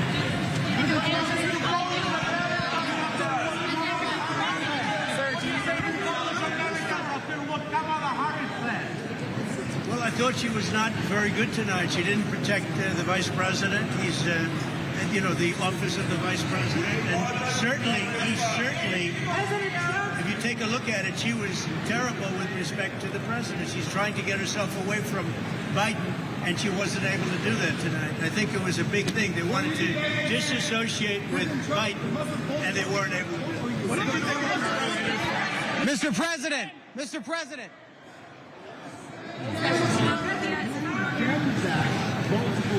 What have I done? Project 2025. Yeah, I have nothing to do with Project 2025. What did you think of the moderators' facts that you used throughout the debate? I think the moderators were very unfair. I actually thought they were just All right. So, Whit, if I could just tell you what we're seeing, because it's probably still hard to hear him. Donald Trump has entered the spin room. He's gaggled with reporters. He came over to our camera just a few moments ago, and now he's walked over to the corner there to another section of the gaggle here. It's hard to see him. I'm going to try to keep the camera on Donald Trump as much as we can, although there's a sea of heads to get in here. Here he comes, Whit. Hold on. Mr. President, over here, Mr. President. He's going over there. Andrea's got him. So if you can see, that's the back of his head. He's walked into the spin room. This was an unannounced visit, Whit. He has said numerous things about the debate, the top line being that he believes that he won. He talked about polls that we're not certain of where they exactly came from as showing him up in the race. But point being is Donald Trump has made this unscheduled appearance here to the spin room to say that he won, but he got asked the question, why be here in the spin room if you believe this was a clean win? And he didn't really fully answer that. All right, Jay, forgive me as we're following everything. Former President Trump right there in the spin room. We are going to step away from this just for a second. We'll come back if anything happens. But we want to talk to our Republican and Democratic strategists, Reince Priebus and Donna Brazile, to get their reaction to everything that's happening. I'm sure there's no surprise to you that he came here to the spin room, wanted to take over and be the center of the floor. But Donna Brazile, let's start with you because obviously this was a big moment for both candidates, a pivotal moment. Donald Trump says that he won the debate and that Kamala Harris lost badly. How do you see it tonight? Once again, the President of the United States, the former president, is once again just making it up as he go along. Look, I've never seen a candidate walk into a spin room to try to control the conversation when he fumbled, when he wasn't able to deliver. He ran it. He went back to his rally notes. He had nothing to offer the American people. And even when he got a second bite at the apple, something he didn't even deserve in the conversation, he brought us back to his dangerous, distorted realm of being. It was pitiful to watch him. Look, I thought the vice president gave a solid performance. She showed the American people tonight that she has the vision to lead this country. She wants to unite this country. She talked about lowering costs. She talked about what they are doing now and what she plans to do in the future. So I think the vice president should be proud of her performance tonight. She knows she has a lot of work to do. She got to get more people, to rally and to support her candidacy. But you see the former president out there trying to get the media to pay attention to him. The vice president say, let's pay attention to the American people. They deserve better. Let's bring in Reince Priebus because Reince, earlier this evening when we were talking before the debate, the recommendation that you gave or the advice that you said that you would give the former president was for him to not take the bait and to stay focused on the issues. There were a few moments there when Kamala Harris was able to get under his skin, specifically when she was talking about crowd sizes and things like that. How do you think the former president did? Well, I think she did get under his skin a few times. I mean, that's obvious. But the fact of the matter is, I don't think Donald Trump's numbers change at all. And I think the big mistake that Kamala Harris made is she didn't address head on the biggest issue in the race, which is the economy, the cost of living. She had nothing to say on immigration. She had no answer when she was asked about defunding the police. She had nothing to say about the families that were lost in Afghanistan. So I think those are opportunities lost. I do think that the President Trump anyway, closed very well when he said, look, you work in the White House every day and you talk about the things that you want to do. Why don't you do the things now that you work in the White House? And so I thought that was a strong ending. Whether or not anyone was moved tonight is another story, because I don't think Trump's numbers move, and I actually don't think Kamala Harris addressed the most important issues in the race. Getting Trump mad about crowd sizes and all these other things, it's not going to move any voters at all. Reince Priebus, Donna Brazile, thank you so much. We appreciate it. All right, we do want to bring in Tulsi Gabbard, former Congresswoman and Trump campaign advisor. She is joining us here in the spin room. And Tulsi, it's good to see you. Thank you. You have a unique perspective here because not only have you debated against Kamala Harris, but you were once a Democrat. Now you support former President Trump, and you helped him with some of his debate prep. How do you think the evening went, and did you see some of the things that you discussed before the debate play out in real time tonight? President Trump kept this debate very focused on the issues that matter most to the American people. And I think, to me, when you look at this debate, that was the biggest contrast, is that President Trump really brought voice to the American people who are concerned about crime on their streets, who are concerned about illegal immigrants, millions of illegal immigrants crossing the border, and how this doesn't just affect the border communities. This is affecting, in a very negative way, communities all across the country. He kept coming back to these issues. He kept coming back to the economy and how more and more Americans are continuing to struggle to afford basic necessities, groceries, gas, supplies, things that they are reminded of every single day, that their dollar is going shorter and shorter. It doesn't go as far as it used to be. These are the issues that the American people are most concerned about, and quite frankly, that Kamala Harris not only didn't really speak to or address, but she also didn't recognize and admit the fact that people are in this position today given the Biden-Harris administration's policies, and that they have been the ones in the White House these past 4 years, not Donald Trump.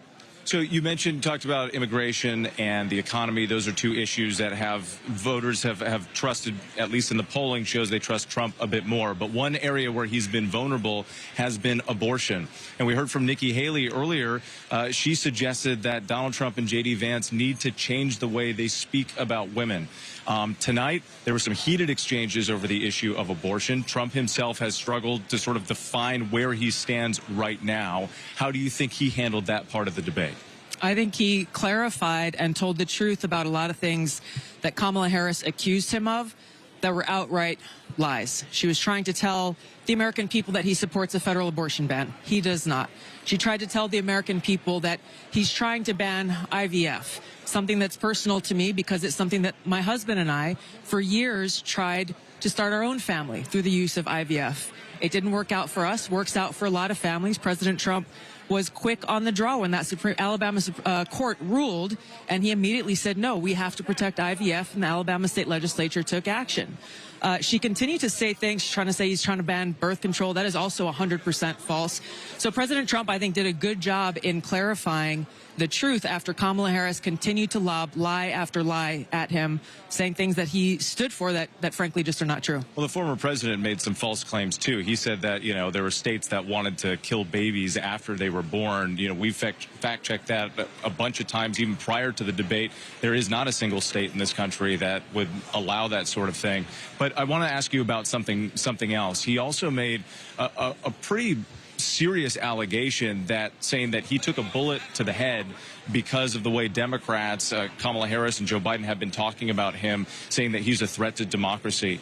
You're a former Democrat. Do you think that Democrats are to blame, at least in part, for that assassination attempt? And remember, the FBI says they don't know what the motive was in that attack. There is no doubt in my mind that those who use such insightful rhetoric as calling Donald Trump the same as our modern day Hitler, not once, not twice, but year after year after year after year, it doesn't take it shouldn't take an FBI investigator to add 1 + 1 = 2. People always say, well, what would you have done if you were in a position where you could have stopped Hitler back during World War II? To think that any person watching them call Donald Trump today's modern day Hitler wouldn't take it upon themselves to say, hey, maybe I should be that hero to go and take out this man who these people I see on television, who these powerful people in Washington are saying is our modern day Hitler, then you're not actually living in the real world. There are consequences to using that dangerous, insightful rhetoric, and it would not surprise me to know that it would lead to that very dangerous and tragic situation. Former Congresswoman Tulsi Gabbard, thank you for your time. Nice to talk to you. Appreciate it. Nice to talk to you. Let's head out to, we're going to talk more on the issue of immigration right now. Go to ABC News contributor Maria Elena Salinas and ABC News national correspondent Maria Villarreal, who is at the border in El Paso right now. Thank you both for being here. We appreciate it. So from the start of the debate here, former President Trump attacked the Biden administration's policies on immigration. Let's take a listen to at least some of those exchanges. They are taking over the towns. They're taking over buildings. They're going in violently. These are the people that she and Biden led into our country, and they're destroying our country. They're dangerous. Maria, let's start with you because we heard Trump there repeating some claims about a flood of people coming from prisons, jails, mental institutions, stealing American jobs. What should voters know about these claims? Whit, listen, we talked about this in the pre-show, that this would be his fallback because he feels very confident when he talks about immigration, very supported.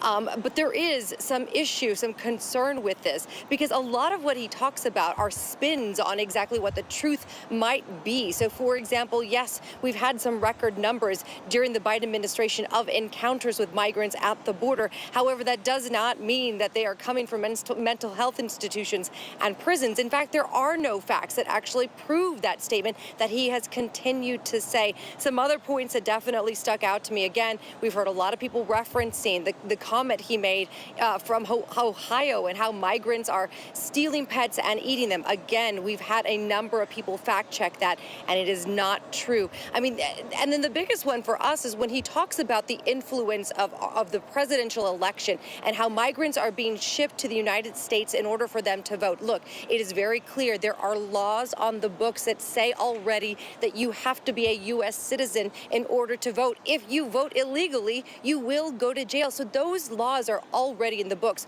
So yes, while we did hear Trump talk a lot about immigration, we didn't really hear a lot of truth here. On the other side of it, I do want to point out that every time Kamala Harris was asked about immigration, we didn't hear what voters have continued to say they need. They wanted policy, they wanted facts, they wanted strategy for the future. I just don't think that we heard that from either candidate tonight on this particular issue, which is very big for voters. And Maria Elena, let's bring you into this conversation. Recent polls suggest voters do trust Donald Trump over Kamala Harris on the issue of immigration. We've talked about that. Did Vice President Harris do an effective job outlining how her policies would be different from Biden's? She's trying to walk a fine line here, being a supportive vice president while also being a candidate that she says about the future. Right. Vice President Harris did not really talk much about immigration other than to accuse former President Trump of killing the bipartisan bill by convincing Republicans to simply not vote for it or not put it out on the floor. And what she did say was that she would sign that bipartisan bill once it was approved by Congress and would turn it into law. Of course, this is a bill that would limit the amount of migrants that could enter the country and put more agents at the border. But let me just say that it seemed as if President Trump is running on demonizing immigrants and creating fear that they are criminals, killing Americans and eating cats and dogs, like Mireya mentioned. But on the issues that Latinos really care about most, the economy, the high cost of housing, she did spell out what she would do to improve living conditions, at least somewhat. And former President Trump, on the other hand, didn't really give any specifics other than saying that the economy under him would be bigger and better and that he would impose tariffs on foreign countries. So when it comes to the issues that Latino voters care about, there seem to be more specifics from VP Harris than from former President Trump. I think a lot of Latino voters out there would have liked to hear more on what Kamala Harris plans to do, and if she really is going to implement that double approach, which is tough on the border, but at the same time, be humane when it comes to immigrants that are already living in this country and have families. So that, I think, part is pending.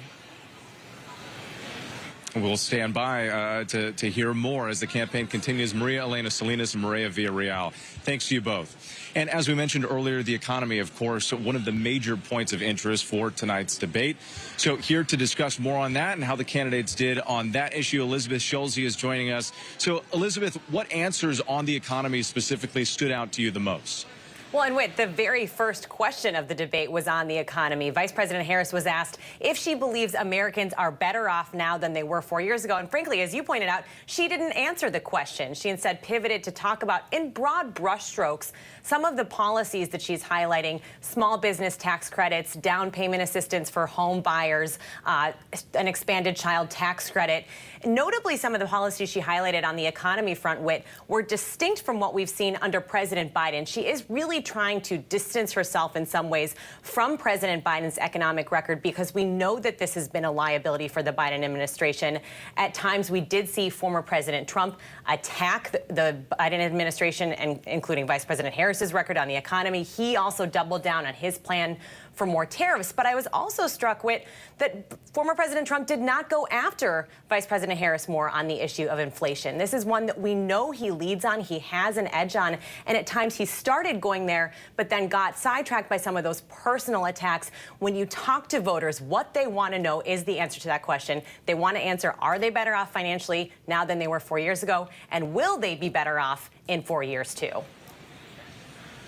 And Elizabeth, also, we mentioned that ABC News Ipsos polling earlier that said that voters trusted Donald Trump's ability to handle the economy more than they did for Vice President Harris. How would you grade each of them making their cases today? I mean, you gave us a little bit of a breakdown there, but specifically, I think a lot of voters wanted and were eager for more specifics. Did we get that tonight? If we're trying to give a grade on specifics from either candidate, we did not get that at all. Poor, even failing grade on the policy specific front. In fact, much more of this was about presenting this vision from the for the future from both sides. So we heard Vice President Harris talk about the opportunity economy. She didn't get into a lot of the details about how some of those proposals, for example, would be paid for.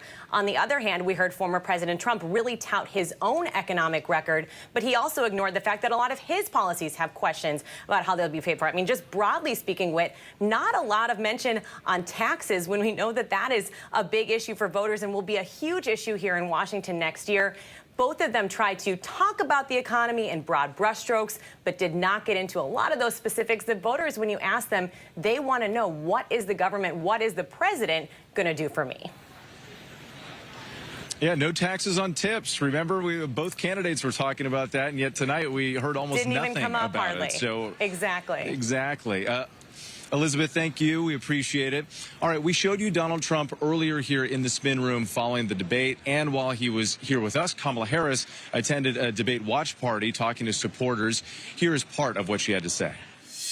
We've got some work to do because, listen, I think that we think today was a good day, and it kind of was.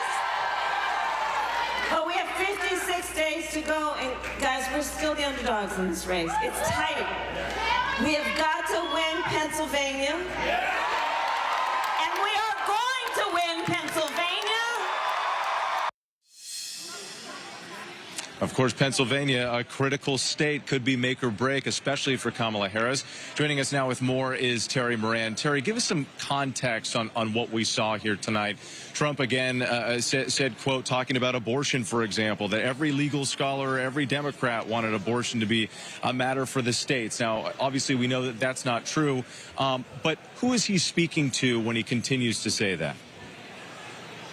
Well, he's trying to reassure voters. Look, he's a very savvy politician, and he knows that this issue has been demonstrated, as he said tonight, in state after state, to be a problem for Republicans. So he's trying to distance himself from what the Supreme Court did in overturning Roe versus Wade. And the best formula that he can come up with is that now people get to vote on it state by state, that's what everybody wanted. He's smart enough to, and a good enough politician to know people want to have a say in their future. The problem is, and the counterattack from Kamala Harris was very effective, this is an issue, far from Roe versus Wade being unpopular, almost 2/3 of Americans, sometimes polls showed almost up to 70% of Americans supported Roe versus Wade. It's hard to get 70% of Americans to agree on anything. And yet Roe versus Wade was supported. They felt that this was a settlement they could live with. The Republican Party, of course, very different. And now he's stuck with it, and he's trying to find a way to get out of it by saying, well, everybody wanted Roe versus Wade overturned, and now everybody's happy that they're voting about it. Polls show that's not true. Terry, what about the issue of election integrity? Again, the former president would not acknowledge that he lost the 2020 election, also saying that, when he was pressed multiple times from David Muir on whether he had any regrets about January 6th, he said no, he had nothing to do with it. What do you think voters are going to make of that as they head to vote once again in November? That's really an issue that's baked in. Donald Trump has successfully, in the Republican Party, cemented the notion that there was something wrong with the 2020 election. He believes it was completely stolen, and there are lots of people who believe utter fabrications about mules and stolen votes and things like that. None of that evidence ever held up in any court of law, and it wasn't just because Trump was judged not to have standing. It's because judges looked at the evidence. Trump asked the Attorney General of the United States to order every single U.S. attorney in every single district in America to look for evidence of voter fraud. They came back, they said there isn't any. Okay, but what he's trying to do is that in some way that should be rejected. Now his allies say, well, some of the COVID changes to voting practices in the states operated as disadvantaging Republicans, and so that you can reject the election for. But really with Trump, why is a mystery. It's deep in his psychology that he simply cannot acknowledge that he lost. Terry Moran for us. We always appreciate your perspective. Thank you. Let's go ahead and head over to our senior White House correspondent, Selena Wang. Selena, you've been on the floor here in the spin room and recently spoke with California Governor Gavin Newsom. We heard Donald Trump here saying that, he won the debate and Kamala Harris lost badly. I'm assuming the California governor had a very different perspective. Yeah, well, you're right on that, Whit. And Newsom has known Harris for decades. He says that the version of Vice President Harris we saw on the debate stage today is the one that he has known all of these years, strong and commanding and calm. But really, of course, this comes down to the voters. And voters consistently say they want the candidate who's going to bring about the most change. Gavin Newsom believes that Harris delivered that and that this debate did move the needle when it comes to those critical undecided voters in those battleground states. Take a listen to what else the governor told me. It was a terrible night for Donald Trump. It was a great night for freedom and for democracy, liberty, the rule of law, and Kamala Harris. So did she successfully get under Donald Trump's skin? It would, I mean, across the board consistently.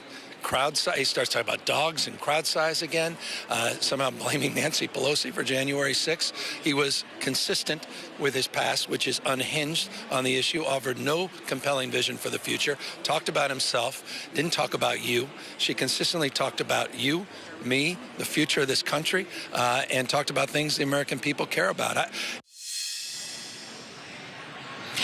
And with Governor Newsom, they're referring to some of the false claims that Trump had made, including those inaccurate statements about that Ohio town, claiming falsely that they were stealing and eating their neighbors' pets. And Newsom and other Harris surrogates believe that Harris did exactly what she needed to do to confront the outlandish lies, to bring them to the fore, but also not get dragged down into any rabbit holes and bring it back to her message about the future. Selena Wang, thank you. Let's turn over to, for more on this, we want to bring in our White House correspondent, Mary Alice Parks. And Mary Alice, I'm excited to speak with you because you were actually in the room. There were few journalists allowed inside, so you were there. What were the things that stood out to you? Yeah, I was really honored. I was one of just a few journalists, like you said, that actually got to be in the room. I will tell you one thing that stood out right off the bat, the way that the vice president walked across that stage, really owned the stage by offering her hand in that handshake. She seemed to want to present herself as bigger in that moment, not only offering a handshake, sort of a peace offering in that way, but also really to own the physical space. It was interesting to watch her throughout the night. She moved around her podium quite often, turning to look at the former president, back to camera, folding her hands, unfolding her hands, making many facial expressions as he spoke. Very different from the former president. He directed all of his attention straight into that camera, hardly ever, if ever, glanced across at her. And of course, viewers looking at every single bit of their interactions, their body language, their style, as well as their substance wit. And important to remember, this was the very first time the two of them have actually met in person. So it was quite a moment. Mary Alice Parks, thank you. Well, that is our show for tonight. I'm Whit Johnson here in the spin room of the first and potentially the only debate between Kamala Harris and former President Donald Trump. We'll see. They're already talking about the possibility of another. But what a night it was. Thank you so much for joining us here all evening long. ABC News Live is here for you all night with the latest news, context, and analysis. You can always find us on Disney+, Hulu, Roku, and wherever you might stream. Keep it right here on ABC News Live. Have a great night.